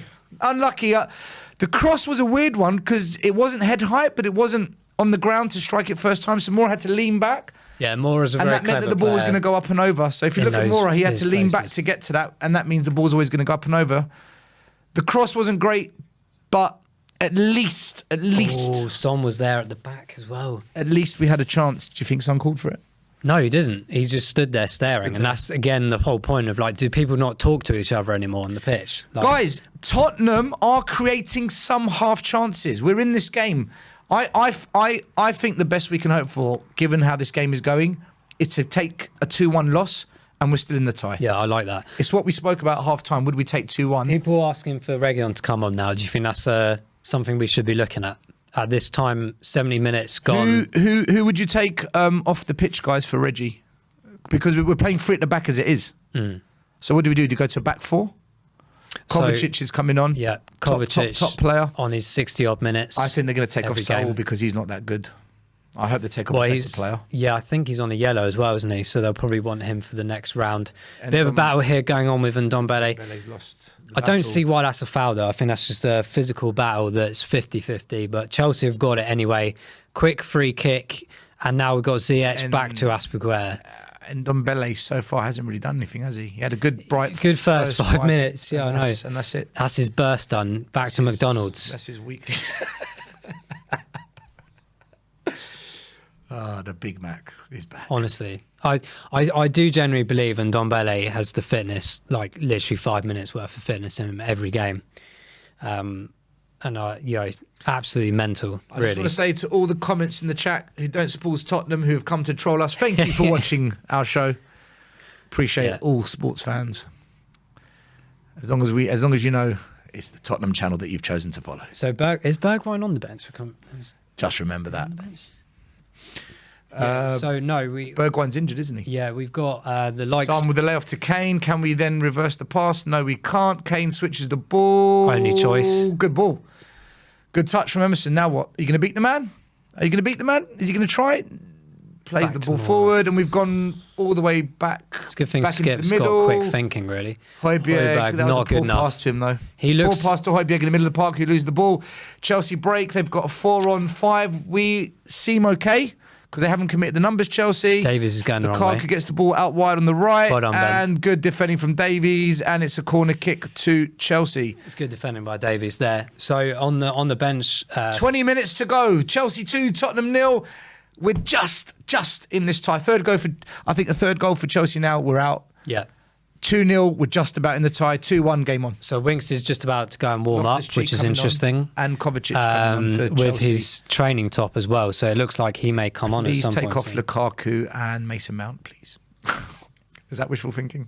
I think they'll probably want to keep them. I don't know who they got in the FA Cup on Sunday, but They've, we got just let his corner come in, and I'll mention some of the subs. Corner, is it a good corner? Good clearance from Tottenham, edge of the box. And Spurs have cleared the danger, and we push out with Son. Press. That's and very the good. ball has gone all the way back to the Chelsea Good pressure. goalkeeper. Well done, Tottenham. We did well there. Where was that in the first half, guys? So we're on 70 minutes. Do we need to bring anyone on? Do we need to make any changes here? I would go for it. I think 2-1 is a massive difference to 2-0. I would go for it. I would. I'd bring on Reggie to give us a better attacking threat down the wing, because still down the wings, we've done nothing. So we've got... Hill. Yeah, we've got Hill. What have we done down the wings? And Lo Celso's on the bench, and Ali's on the bench. I wouldn't bring on Ali. Actually, he scores against Chelsea, you know that? Yeah. Dele Alli does actually score. Do you know what? I might take off Son. I do think... Mason Mount's come off. I called it. I was only joking, though. Oh, that's a godsend. McDonald's is the cornerstone of all well-rounded football Mind careers. you, Kovacic isn't too shabby, is he? Like that. He's a top player, Kovacic. Chelsea, and that's the difference, isn't it? Look at the quality of substitution. And like I said, Saul's come off, he's rubbish. He's had a rubbish game as well. Loftus-Cheek comes on. Well, he didn't have a rubbish game, but he's not their strongest player. Loftus-Cheek, he's... I think he's a player that actually brings quite a lot to Chelsea, Loftus-Cheek. I think he's a good player. He's another one of their brilliant academy players. I don't like to praise him. Harry Winks coming on for Spurs. Who are we taking off? Is this what we mean by going for it? I don't know. And off comes Lucas Moura. Yeah, I mean, Lucas hasn't really... Skip, sorry. 29, Skip. He did the same thing against Watford. He took off Skip. Do you think that's just energy, tiredness, fitness level? Possibly. I like... He's kept Højbjerg on. I'm surprised by that. I like Winks and Skip kind of playing together, actually. I think they complement each other really well. But Højbjerg is the one that has managed to escape... Oh, well done, Lucas Moura. Wonderful. That's a foul, ref. He's given us the push advantage. Forwards, Tottenham. But push forwards. As it stands, there is no real advantage other than keeping the ball. We haven't gone forward with it. It's a very heavy pass there again from Højbjerg. And I did just say I'm surprised he hasn't taken off. So to answer your question, Sim, now I'll take off Højbjerg because he's done it again. You asked me 10 minutes ago, would you take him off? And now they're in because of Højbjerg's lost pass. Well done, Sanchez. We've managed to get out of it. The clearance is poor again. We can't clear the ball. Ben Davies, woeful. Ziyech. Oh, there's probably a foul there. Loses possession of the ball. I think we got away with one there.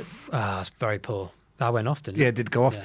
Again, Højbjerg loses the ball, gives possession to Chelsea. They come and attack us down the flank. The cross comes in. We've defended it well. And then Ben Davies with a poor clearance defensively. Tottenham tonight haven't been good enough. So... Højbjerg again namesake, losing possession. Simon here, look at this. All this time, and Spurs never replaced the loss of Eriksen. We can talk about that for another 5 years. Another we can talk 4 about or 5. Moussa Dembele, Kyle Walker, prime Danny Rose. Dembele was the worst one, wasn't it? Victor Wanyama, have we replaced him? Have we? Toby Alderweireld, Jan Vertonghen, have they been replaced? The entire Poch prime elite squad, have they been replaced? So we got another comment here as well. And Ndombele trying to turn the ball, falls over. Somehow he's still got the ball, and then Harry Kane tries to play a pass. We've won a throw-in on the left side of the pitch on the halfway line. Tottenham. Does this also show you how possibly average Chelsea are if they're not really playing that amazingly against us? And we've literally given them two goals they've not got from our mistake. They've not got their best squad on the pitch. I think we've got They away. are missing some key players, aren't they? I think we've got, Chilwell, Reece James, Kovacic only just came on, N'Golo Kante, the best defensive midfielder in the world. I think what this shows is that even with a weakened squad, they're still above us by quite some way. And I think the goals that they did score was because they just put pressure on us and we buckled because we're not good enough in the defensive area. And I think it also shows that we need to buy some players this January that are quality, that are going to get us into a serious top four conversation, not just a conversation because on paper we're in a top four conversation. This shows to me that we're not at the levels. But 2 or 3 signings, like when Man United bought Bruno Fernandes and Cavani, changed their entire season. Two, 3 players can change the entire dynamic for Tottenham. So, do you think the teams around us, though, from a league perspective, do you think? I think Arsenal are better. Do you reckon? A lot of fans hate me saying it. I think they're better yet. I think that Man United have got a better squad, but thankfully they've got a manager that's just not a manager. He's a director of football. So I think Arsenal's our biggest threat. So we have Højbjerg again doing all sorts in the midfield here. Cross coming for Chelsea, unmarked. Great shot, and we've got away with another one. Unmarked again. 6 yards out. Ziyech smashes it left-footed over the bar. Spurs are getting away with it. What is Ben Davies doing? Again. It's so close there to Lukaku when Sanchez is there. There's 2 players there. Højbjerg's not paying attention. Well, and it's another unmarking there for Ziyech. The issue there is the defensive mid, the good. right-sided It's midfielder hasn't dropped back. It's not good enough. That's a very big let-off there, really, in my opinion. For Tottenham there, yes, someone's saying here it should be 4-0, and you're absolutely right. Yep. Chelsea should have put this to bed, but could that work in our favour? We see this in football all the time. They're not putting these chances away. Can we get one in these next 5-10 minutes and hold that for our home leg in a couple of weeks' time? Mora here, if he can find Ndombele, which he does on the left-hand side. We're breaking. He's pushed him, ref. He's pushed him, ref. Has he given it to us? I don't know, but I think Ndombele actually fell over to begin with, then got pushed. I think he... But he's claiming he's diving. Yeah, but he's the biggest moaner, this Chelsea right-back. He's the biggest moaner in the entire squad. He moans and complains about every and any decision going. He's pushed it. Yeah, and then got a boot. Sit back down, buddy. I tell you what, whoever booted that at him as well. Yeah. Well, that's interesting. No free kick to Tottenham there. So Aspia got away with that. I can't believe it. I can't believe he hasn't given a free kick there. Absolutely mental. Yes, just give Chelsea the game, ref. We need 4 or 5 players to go and 4 or 5 players to come in. Yeah, absolutely. We've been saying that for a number of years. I think we need 10 to 12 players, if I'm going to be honest with you. Just a whole refresh, really. Half this squad isn't good enough. Ronald McDombele. I like that. As far as bad passes go, that is hands down the worst one of the day, and it was a Chelsea player. Loftus-Cheek is now on. I have no idea what Loftus-Cheek just did. He's on the right-hand side of the pitch, and he's kicked it off on the left-hand side of the pitch in no man's land. It's literally like he cleared it diagonally, and here comes Pulisic. This guy scores goals. This is a threat. Why they're bringing him on? I think they're trying to kill the game. Yeah, Chelsea are not standing still. And we're bringing on Brian Hill and Lo Celso, the Chuckle brothers. So Brian Hill has an excuse. Actually, can I say I really like Lo Celso. I think the jury's definitely still out on Lo Celso. I just think he's in my jury is in my courtroom. Lo Celso is on the bar. Have you noticed?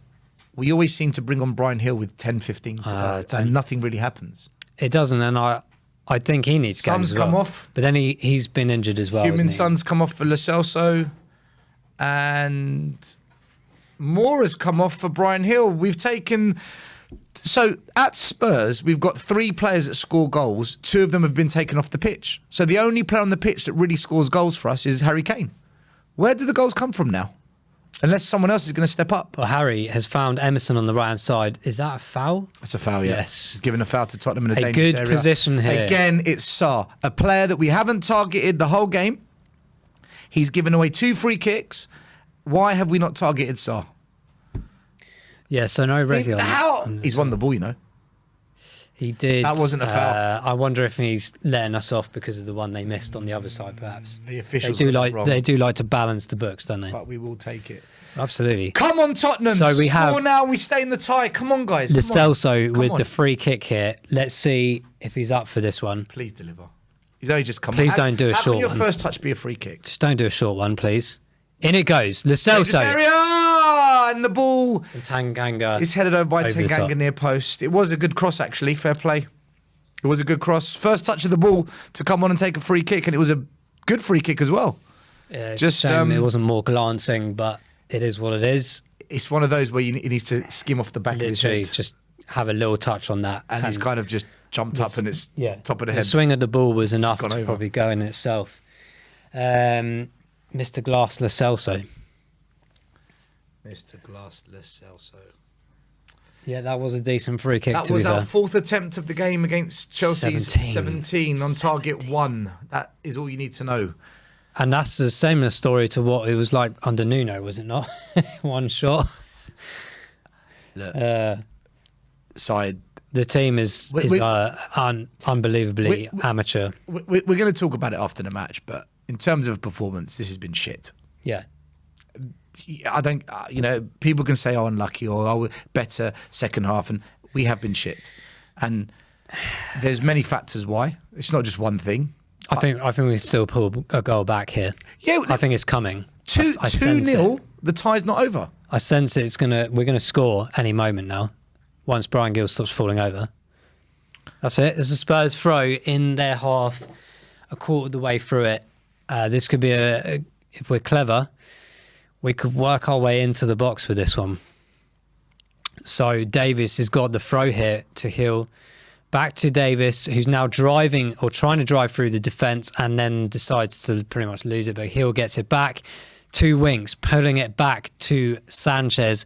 Across the field to Tanganga, who very nicely gets past Werner there. Lo Celso, Emerson. This is the first time I think I've pulled Spurs players 10 times in a row.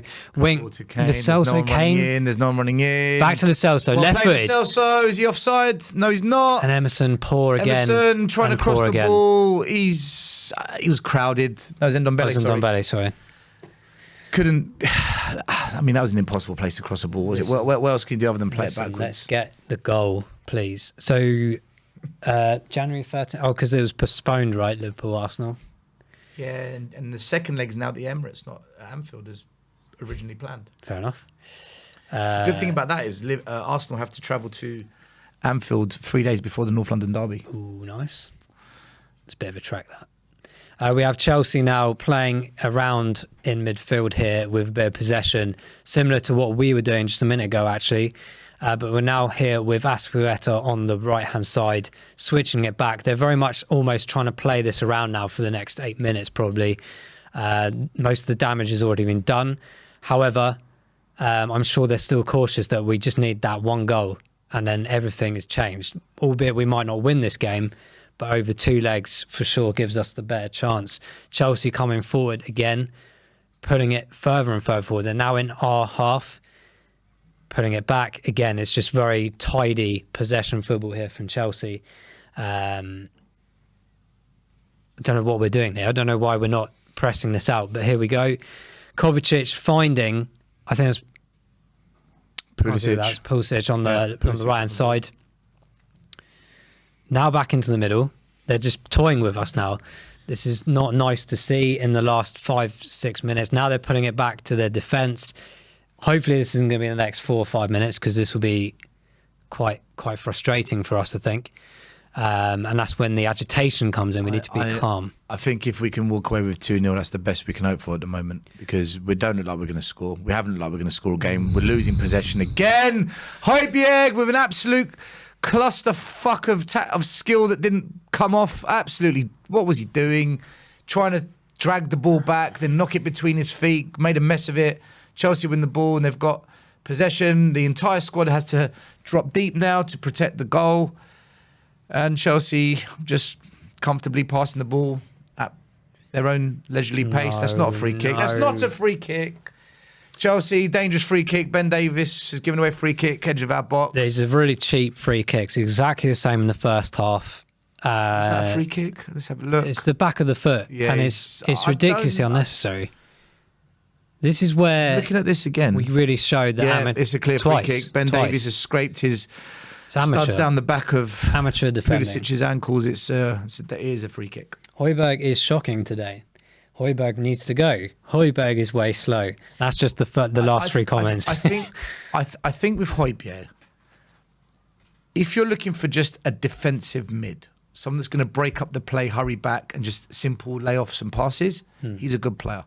If we're looking for Højbjerg to also be a playmaker, someone that's going to spread the ball, someone that's going to make quick decisions and get us going, then he's not that kind of player. Yeah. Is this Alonso with the free kick? Yeah, and we know how good he is. Very much central here. Concede a third, Tottenham. No, that's the important thing. If we concede the third, I'd probably... 3-0, we're at the cup. 2-0, we have a chance. So 2-1, game on. So let's just hope Chelsea don't score any more. Well, Chelsea are going to be more than happy now to be passing around like they are right at this minute, around their back. Although... interesting, a long ball forward. Sanchez has to deal with this one. Lukaku's on his back. Pass back by Ben Davies. Tanganga forward. Højbjerg turns. That's Swinks. Nice turn. Looking to play the ball. Where's he going? He's checked back in. Played sideways to Højbjerg. Højbjerg to Ben Davies out wide. Ben Davies looking to pass the ball. The referee's brought it back. Free kick to Tottenham halfway line, centre of the park. Winks takes it quickly. Plays it to Lo Celso. Plays it back to Winks. Goes out wide to Ben Davies on the left. Plays it to Brian Hill, who comes back. Spurs just kind of going sideways here at the moment. We've gone forward with the pass, Højbjerg. We've gone out wide to Emerson, who's got space. Will he take on the man? Take on the man? No, he lays it off, and we've gone back to square one again, back into the middle. Emerson, man, how can you not take on a player? How are you an attacking wing-back if you can't take on a player? Back to the middle, Spurs just switching it left and right, trying to find a way through. Brian Hill whips it into the middle. Not very good, really. Winks, nice touch, keeps the ball flowing. Spurs have got possession of the ball. We are keeping the ball nicely. Lo Celso trips over but gets back up. His ankle then.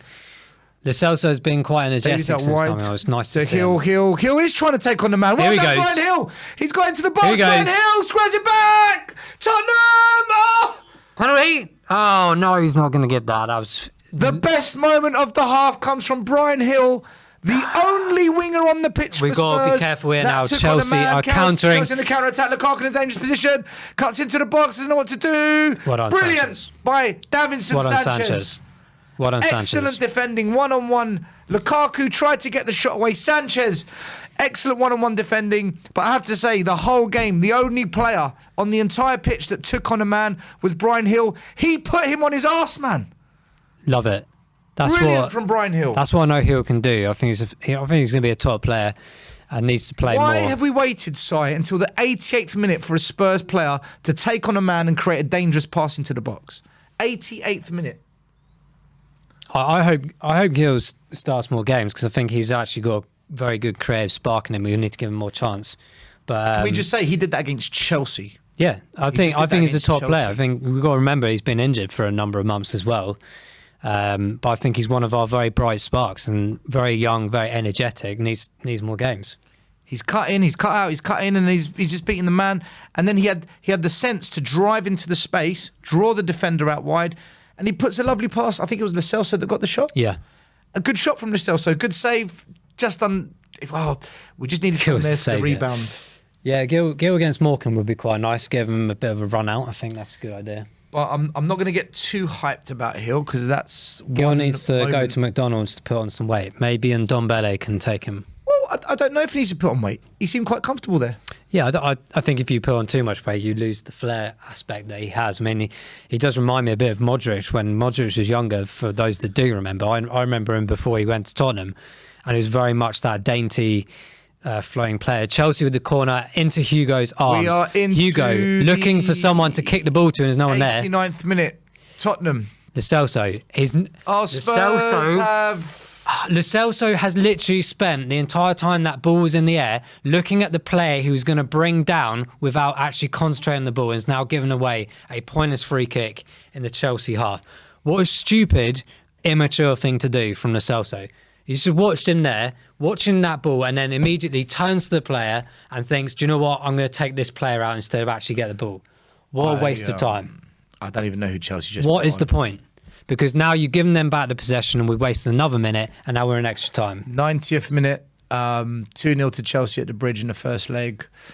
It's not great for Tottenham, but it's not the end of the world. Hill chasing it. Let's go. Putting the pressure on Tottenham. And Ndombele is doing well. And Ndombele's won the ball. No, he hasn't. I think they have to clear that long. They're going to whack it long. They have to. And it might go out of play here. Well played by Brian Hill. Tuchel's going mental on the touchline here. Can we get but Chelsea back in possession on the left-hand 4 minutes side. of added time, guys. Will Chelsea make it 3? Will Tottenham get one back and make it 2-1 and against the run of play? Undeserved, but we'll take it. Can we get one? We've got 3.5 minutes. Chelsea are on the attack. They're just keeping possession of the ball, passing it around. Our entire squad who have all dropped back into our half, and this is pretty comfortable for Chelsea. We need to press them and get that ball back. Yeah. Maybe we can have one more chance and hopefully score, but as it stands right now... We have the 3 minutes remaining here at Stamford Bridge. Chelsea dominating the possession right now amongst their back four, passing it around. No particular danger coming from Tottenham at all at the moment. But a nice little block from Davies is a throw into Chelsea here on the touchline now. I think that's Wales, is it?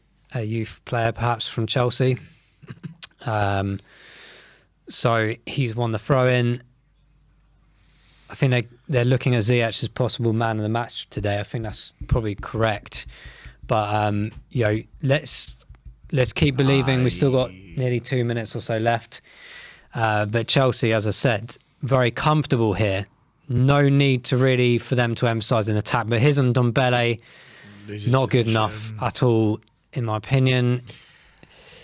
We're 2 minutes into extra time, and Chelsea have had possession of the ball the entire 2 minutes. They're doing what all good teams do. They're managing the game out.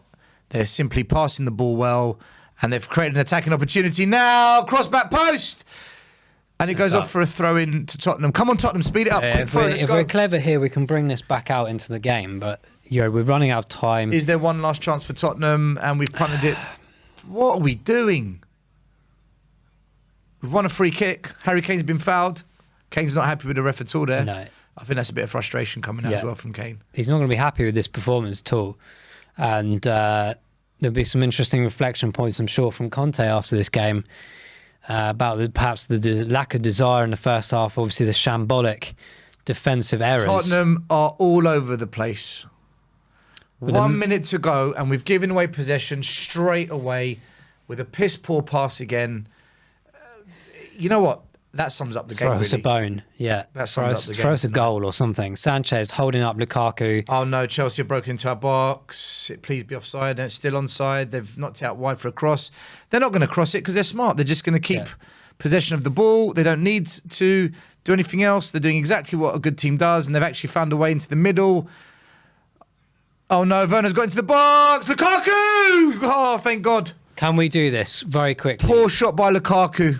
That would have been 3-0. Hugo's throwing the ball He's out. He's on the penalty spot, Lukaku. He's turned and he's knocked it straight into the hands of Hugo Lloris. Sorry, not penalty spot. Just to the right of it. I thought that was 3-0. Thank God that... Do you know what? Chelsea have not been good at shooting today. I don't think Chelsea have been that good at all anyway. We've just literally gifted them the 2 goals and we've just not looked good. I don't think Chelsea have played particularly well. What a surprise. Spurs at Stamford Bridge... 10 seconds to go. Guys, this is going to finish 2-0. Spurs aren't going to score. Chelsea are just running down the clock. They've got what they wanted, a 2-goal lead. Chelsea didn't even score the goals either. No, they didn't. By the way. They deserve to beat us, though, on today's performance. It's a typical Tottenham situation. Only we could concede 2 goals by ourselves. And we just whack it long. The game's over. The managers shake hands. Chelsea beat Spurs at the Bridge 2-0. A very underwhelming performance from Tottenham. A pretty solid performance, I'd say, from Chelsea. Nothing wow. It could have been 5 or 6, let's be honest. Spurs, I think, other than that chance at the end with Lo Celso, received the ball from the cross from Hill. That's as good of a chance we created. It was pretty shit. Okay, do you want to go on? We're doing an instant match reaction now. Can I quickly go to the toilet? Yeah. We're never doing it again, Si. So, are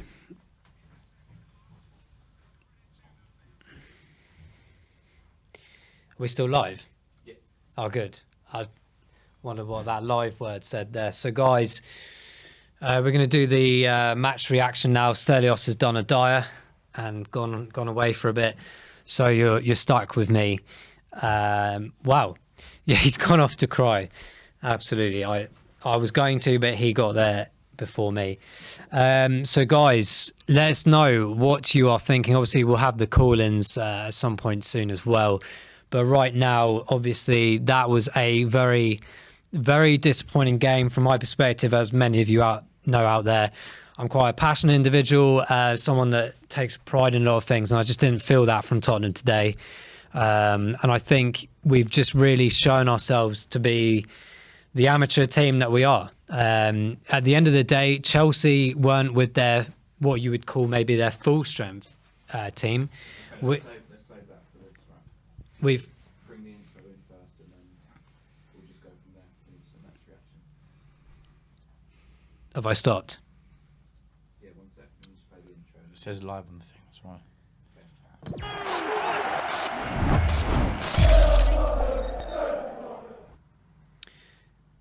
So, guys, that was pretty disappointing.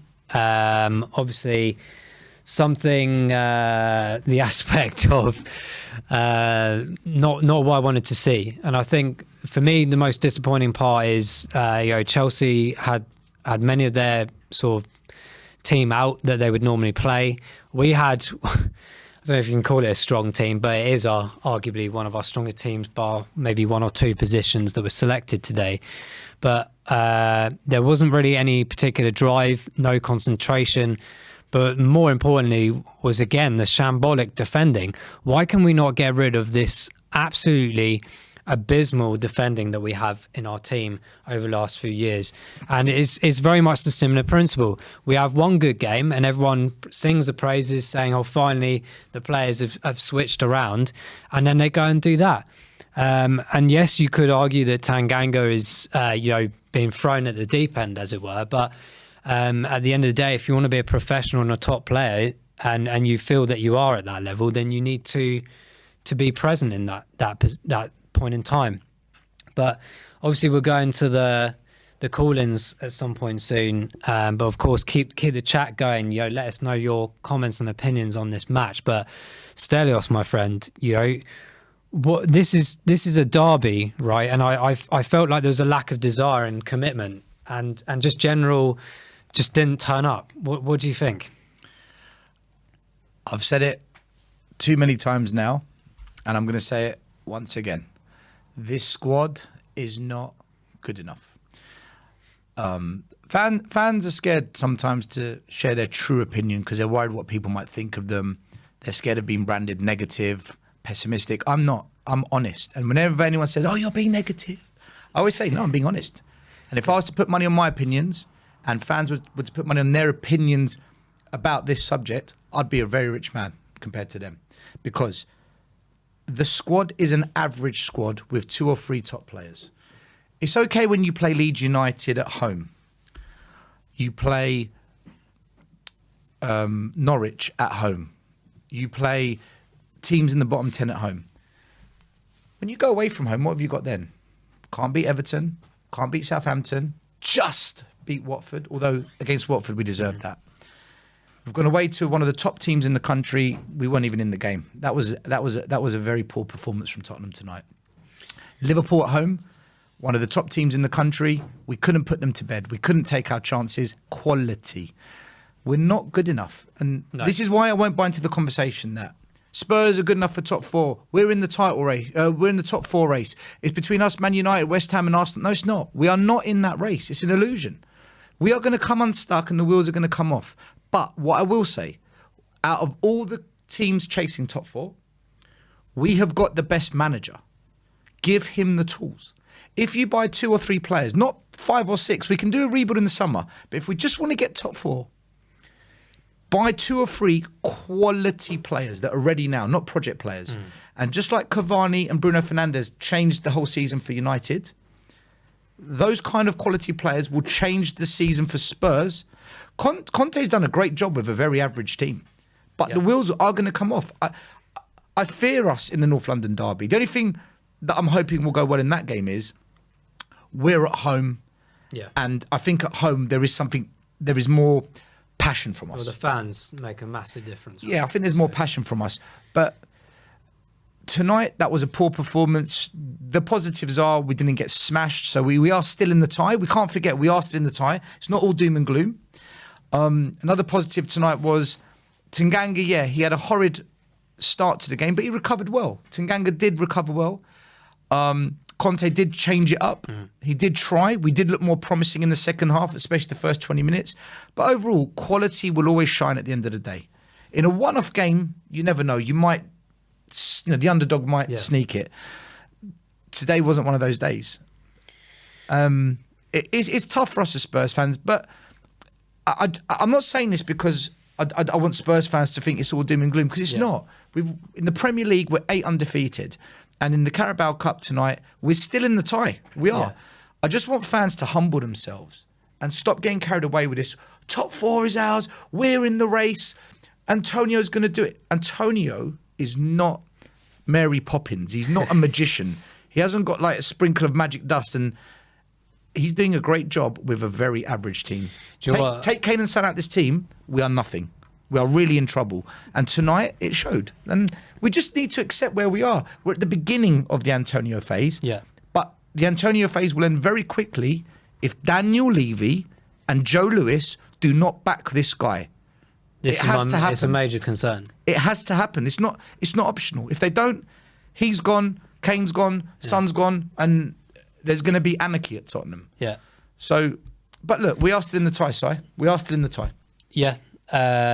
We have this super chat here. Useless. Change the majority of the team by 22, 23, or this club is dead. I agree. We were saying that every season, haven't we? For 2017, maybe. What development have we seen? We know it's a situation. We don't need to go around in circles. This happens every season. We have the same boring conversations in January, the same boring conversations in the summer. The only difference is that we've got a in the moment top manager, a supposedly a very experienced and influential director of football in Paratici. This is where it's make or break for us, because the teams around us will be strengthening. There's teams around us being purchased left, right and centre. We now got Southampton with a billionaire owner. Okay, so we've got Newcastle down the road. I'm talking about a few years' time, but we've got to be very careful because we already know our team, pretty much the whole team needs replacing, right? And how long is that going to take? We don't have this capacity to spend the money. So we're saying change the majority of the team. Sorry, what I would say is this, okay? We've got the stadium. We've got the revenue. We've got the manager. We're going to wait and see if we've got the director of football, but it seems that we do. We've got enough quality for a foundation to be built on. We've got the fan base. We've got the academy. We've got the training facility. We have pulling power. We are positioned to really shoot for the stars. This club is positioned. It is all over to Daniel Levy and Enoch. Either you want it or go. Yeah. And that's where we're at. Tonight, in some ways, is a good thing because it's another reminder to these owners. Yeah. This manager, any manager, Klopp, Pep, Tuchel, none of them can do more than what Conte is doing right now. There are some things tactically that I would have done differently tonight. There are some questionable players that started tonight. But nonetheless, the overall play, even when we changed system, even when we made substitutions, the overall play wasn't good enough. People talk about, oh, I can see patterns of play. I can see an identity. No, you can't. Where was the identity tonight? No, there wasn't any. Anyone's got an identity. But what is our identity? What is our identity? When you play Norwich and you score 4 goals, like every team does, we've all got an identity. Yeah. We're all good against Norwich. You know, it's been able to play. I think Conte knows the way he wants to play. And I think most of us know he wants to play 3 at the back, 4 in midfield, 3 up top, sometimes 2 up top, 5 in midfield, okay, with the attacking wing backs. I think we all know that's how he wants to set us up. He hasn't got the players for it. No. So as a manager, he's got a decision to make. Do I pursue with this in every single game? Or do I switch it up because I don't have the players? Until he gets the players, he needs to switch up. But even then tonight, he did switch it up. And Chelsea still had us in their back pocket. We didn't lay a glove on Chelsea tonight. They've got a centre back out. They had Sarin who isn't great. We didn't trouble him once. Both their top wing backs are out. We didn't attack those channels. When we did, the only player that really caused a threat down the wing the whole game was Hill. And he was only on the pitch for 10 minutes. Yeah. In the middle of the park, they dominated. At the back, we got pulled out of shape. We also showed that we're not good enough against a team that does keep the ball, that does play well, that does put pressure on us. So it was a difficult night for us. But again, it's just a reminder of where we're really at. And we're at the beginning, hopefully, of the Conte era. Yeah. Levy, Enoch. His players need to come Back the manager, man. His players That's need to all come it in. is. That's all it is. As someone once said to me, you cannot polish a turd. So Donovan here has said, I've never been more frustrated than I was with Højbjerg tonight. Every touch, every 50-50 ball was tough to watch. Now, What did Son do? What did Mora do? Yeah. What did any of our midfielders do? I think that's a good point. But It's easy for us I to think as target well, Højbjerg, right? Højbjerg's position is, of course, one of those that stands out the most because it's in that particular position. I think there was a number of occasions where he's put under pressure because no one else is doing anything. But equally, he does put himself and the team under a bit of pressure sometimes. I like Højbjerg, but there are games when people have said to me after the game, Højbjerg didn't play well. And I was like, really? Are you sure? Because he's put a lot of energy and effort into there because some tackles. But there's games like tonight where I do see the other side of the coin, as it were, and you see the bad side of a player. And it goes inconclusively with the rest of the team. Well, the points you made is like it's pretty bang average, most of our team, to be honest. Like, and when we are bad, we majorly stand out, right? We majorly stand out. Sorry, let me ask you a question. You can ask me as many questions as you want, mate. Of all the players that played tonight, starting, subs, even the players on the bench, if Chelsea was to come in and buy players from Spurs, how many of those would Chelsea say, yeah, we want those players? They might possibly take Harry just because of the emphasis of if he was in a decent team, he might Harry Kane won. might do that. I wouldn't really be able to Son? definitively pick anyone else. Son? I really love Son. I think Son Say is. Son then. I don't know. He's our top sometimes scorer. he is, but sometimes he gets very lost in the games. But if he's in a better team with better players around. Yes. Okay. So let's say Son. 100%. Any of the wing backs, the wingers? No. Any not of at our this point in our time. defenders at all? No. I've always stood my ground with that defence, irrespective of whether they have one game or two good games. Would they they're take not gonna- Lloris over Mendy? over Mendy? As a backup, even as a backup. Oh, as a backup, I would have thought. All right, yeah. so let's say Lloris. Would they take Skip, Højbjerg, Mora, Ndombele, Lo Celso, Dele Alli? I think they would take Skip because I think he's a phenomenal talent. Player. So 4. But the rest of them, Brian Hill? for future development, for sure. I think he's got a great big spark in him. Okay, so if Chelsea are our rivals for trophies, so we always play Chelsea in semi-finals Yeah. of Cup. So I see Chelsea as a rival for any trophy, whether it's Carabao Cup, FA Cup, because the amount of times we played Chelsea in semi-finals and lost. They're a rival of ours. For the league, they're always going to be a rival of ours because they're always in that top 4, always knocking on the door of winning the league, okay? And they're our European rivals. So if Chelsea is a main rival of Spurs and only 5 players of Spurs get into Chelsea, does that not say we need a major rebuild if we are serious about winning trophies? But didn't Pochettino say that? In the season that we moved to the new stadium, he made the critical announcement that we need to put the new furniture in the new house. And realistically, after those comments was when the team started to depreciate, because clearly something had obviously gone on in the back end between him and Levy to say, why on earth did you say that in public, mate? Like, you're making me look stupid. And that's the same same narrative all the time. Whatever manager comes into Tottenham, they'll have this wonderful few weeks, and all of a sudden, the truth comes out. And they're actually like, hang on a minute, this isn't as glamorous as they sold it to me. It's a very beautiful stadium, very beautiful training ground and gymnasium, and fantastic food. But then the rest of it is absolute tripe. And it's like Pochettino was, I don't want to go too much into the history of our managers again, because that is in the past, unfortunately. And every year that passes, it gets further and further away, which is very sad. But the grand point is, that rebuild conversation has been going on since that day. And they had the argument that the stadium has been purchased, which, by the way, wasn't paid for. It's been loaned for the next God knows how many years. And many assets in America have been moved about. Look, given where we are now, okay? Because you're right, we shouldn't go into the past, because we always touch on it. But given where we are now, that performance tonight, what does that say about where we really are at as a club? Are we just not a top 3 team? But hold on, we are a top 4, because that team tonight that we saw play, Spurs, but we can beat Man United, we can beat Arsenal, and we can beat West Ham, which means we're top 4. I don't think we're at that level. I honestly don't. And it's not because I think Man United or Arsenal are hugely better than us. I just think the way we play isn't good enough. Yeah. And I don't think Conte can get us playing the way he wants. No. And I'm going to assume he's going to go with 3-5-2 with the players we got. He will never be able to. Because in the 3 in the middle that a Conte team would play, I think Højbjerg sits on the bench. Yeah. I think he's a bench player. I think he's a squad player, but I don't think he's a starter. And that's why I say, get those 2 or 3 players, and I really think it changes the dynamic for Spurs. Because we do have the cover, but they're injured. Look, maybe Bergwijn can come on the right as a right wing back. Maybe Sessegnon can do the job, but we don't know because they're always injured. They all have on and off games, though. That's the thing as well. Inconsistency, yeah. Yeah, and there comes a point, you have to switch talent or potential into something.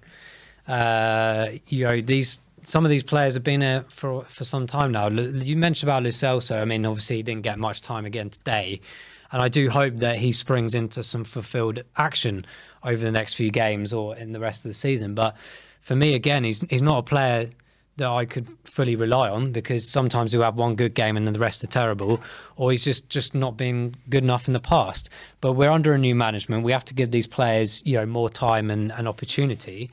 But well, you say that, but Conte says that he's evaluated the squad. Yeah, he's now ready to tell the board exactly what the truth is.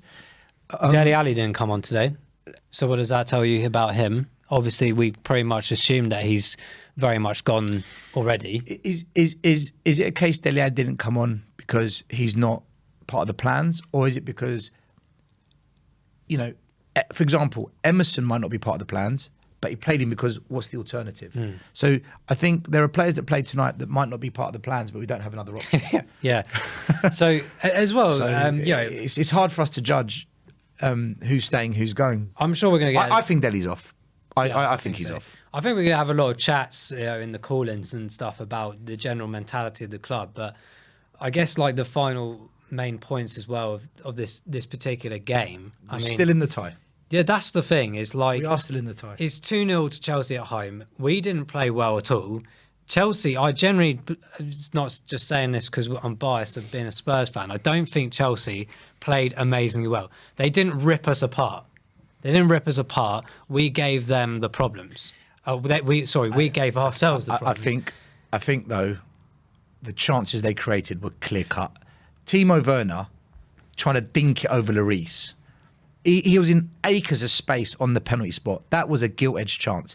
Lukaku turns and shoots straight at Luiz. Ziyech at the end, left foot shot, smashes it over the bar. These weren't long-range shots. Yeah. These were in our penalty box with time and space. Yeah.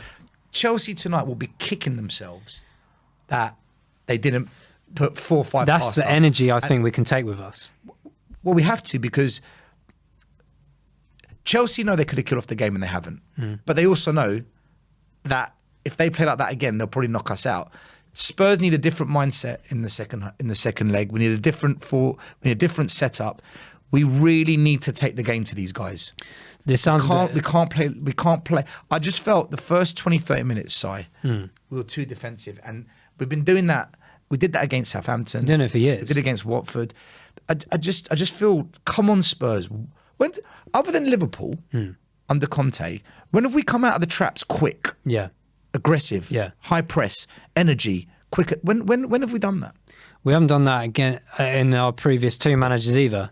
And you can all go back to the old videos where I did here in the studio, or whenever I've done a call in, I've always said it. Every single game, pretty much under Mourinho, and especially under Nuno, and even to this day, we as Spurs fans go to these home games, as well as watching them on TV if they're away in specific places. We don't come out the gates. We don't have... We play those 2 defensive midfielders, and I understand why. Because our defence is shocking, and we have to have some, if you want to call it protection, some of it doesn't work out, obviously, as we've seen today. But like generally, I see why they do it, because we need the protection there, because we don't have the players or the good players to do it. But in reality, as you saw when Ndombele was brought on, and then we start having the attacking players, He did nothing again. No, he didn't. But what I'm saying is, all right for the first 10 minutes. Yeah, exactly. But it's that principle of that formation and player positioning that we need to start focusing more on. Stop letting the teams ahead of us think, oh, they're playing defensively because they think we're going to come and attack them. And that's what happens. Every game it happens. And then we get stuck, or we run out of ideas, or it's too late. And then that's what I want to see at the beginning of a game, the formation that we are coming to you to try and win this game. Okay, whether we got the good players or not. There are crap teams out there in the Premier League that will turn up to stadiums like this and play well and win games. But we go, no, we're not up for this today. Sorry. Oh, here, have a couple of own goals. The one thing I'll just add is just a coaching point. Formations don't win you games. It's the way you play the formation. Any formation can work if you know why you're doing it, and you've got the players to play while you're doing it. Tonight, the way we played the 5-2-3, it was completely incorrect. And I was saying it to you during the game. What is the point of playing like this if the wing backs aren't going to push up? Yeah. And it just nullified us having any existence in the midfield. Having 3 players up top, if we can't get the ball to them, is basically just saying we're going to take 3 players off the pitch and play with 8 men, which is how it felt. Second half, we did address it. But again, there was some poor passing, which you can't play with poor passing against a team like Chelsea at their home ground. Even away against some certain teams, you might get punished. Like we could go away to Everton and be poor passing. They might pick us off, but you cannot do it against the top guys. And tonight, our possession was woeful. The way we tried to move the ball, the lack of movement off the ball, the positioning of the players, the quality of the passing. We never, ever got into that game other than maybe the first 10 minutes of the second half. Other than that, for 80 minutes, Chelsea just dominated the game. Yeah. So, if we don't go with the formation that was selected today, what the hell do we do? And it comes back to that point is it doesn't really matter what formation you put out because we've got the same nonsense team players to pick. I would force the wing backs to push up high. Like why are you not? Emerson's inability to take on a player means he should not be playing in that position. So if Emerson cannot take on a player, he cannot be an attacking. If we take him off, who comes on? Play Reggie on the left. Yeah. Brian Hill on the right.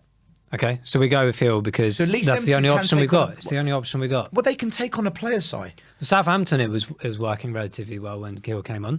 So you cannot play attacking fullback if you are not going to take on a player. Yeah, it's nonsensical. Emerson never, ever takes on a player, and that's why tonight he's going to come under scrutiny. A lot of fans are going to say he was woeful, he wasn't good enough. The number one failure tonight of Emerson was you don't take on the man.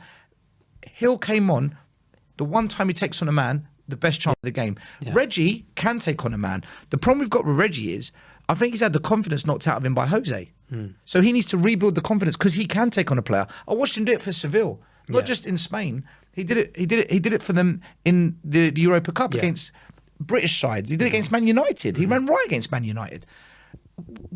We can't play that system unless he's going to play against good teams, unless the fullbacks are going to take on a man. Against lesser opposition, fine, because we'll find the space because they're not that good. But against Chelsea's second leg, if he plays with Emerson and Emerson doesn't take on players, just give Chelsea the match. And if he starts with that combination of Højbjerg and Skip, then we've got no passing range in the midfield. And if he starts with that back line again, Sanchez, Davies, Tanganga, we're going to get exposed, man. You know, I don't want to put this all on Conte, because at the same time, does he have the tools? I put it on our ownership, to be honest. He does to an extent. Like, I would have done certain things different to Conte tonight, but you know what? Can we trust the players that come on to do a job against Chelsea away? Probably not. Mentality-wise, quality-wise, we're still lacking. I think it could have just been a bit better. Like, maybe we do score a goal. Yeah.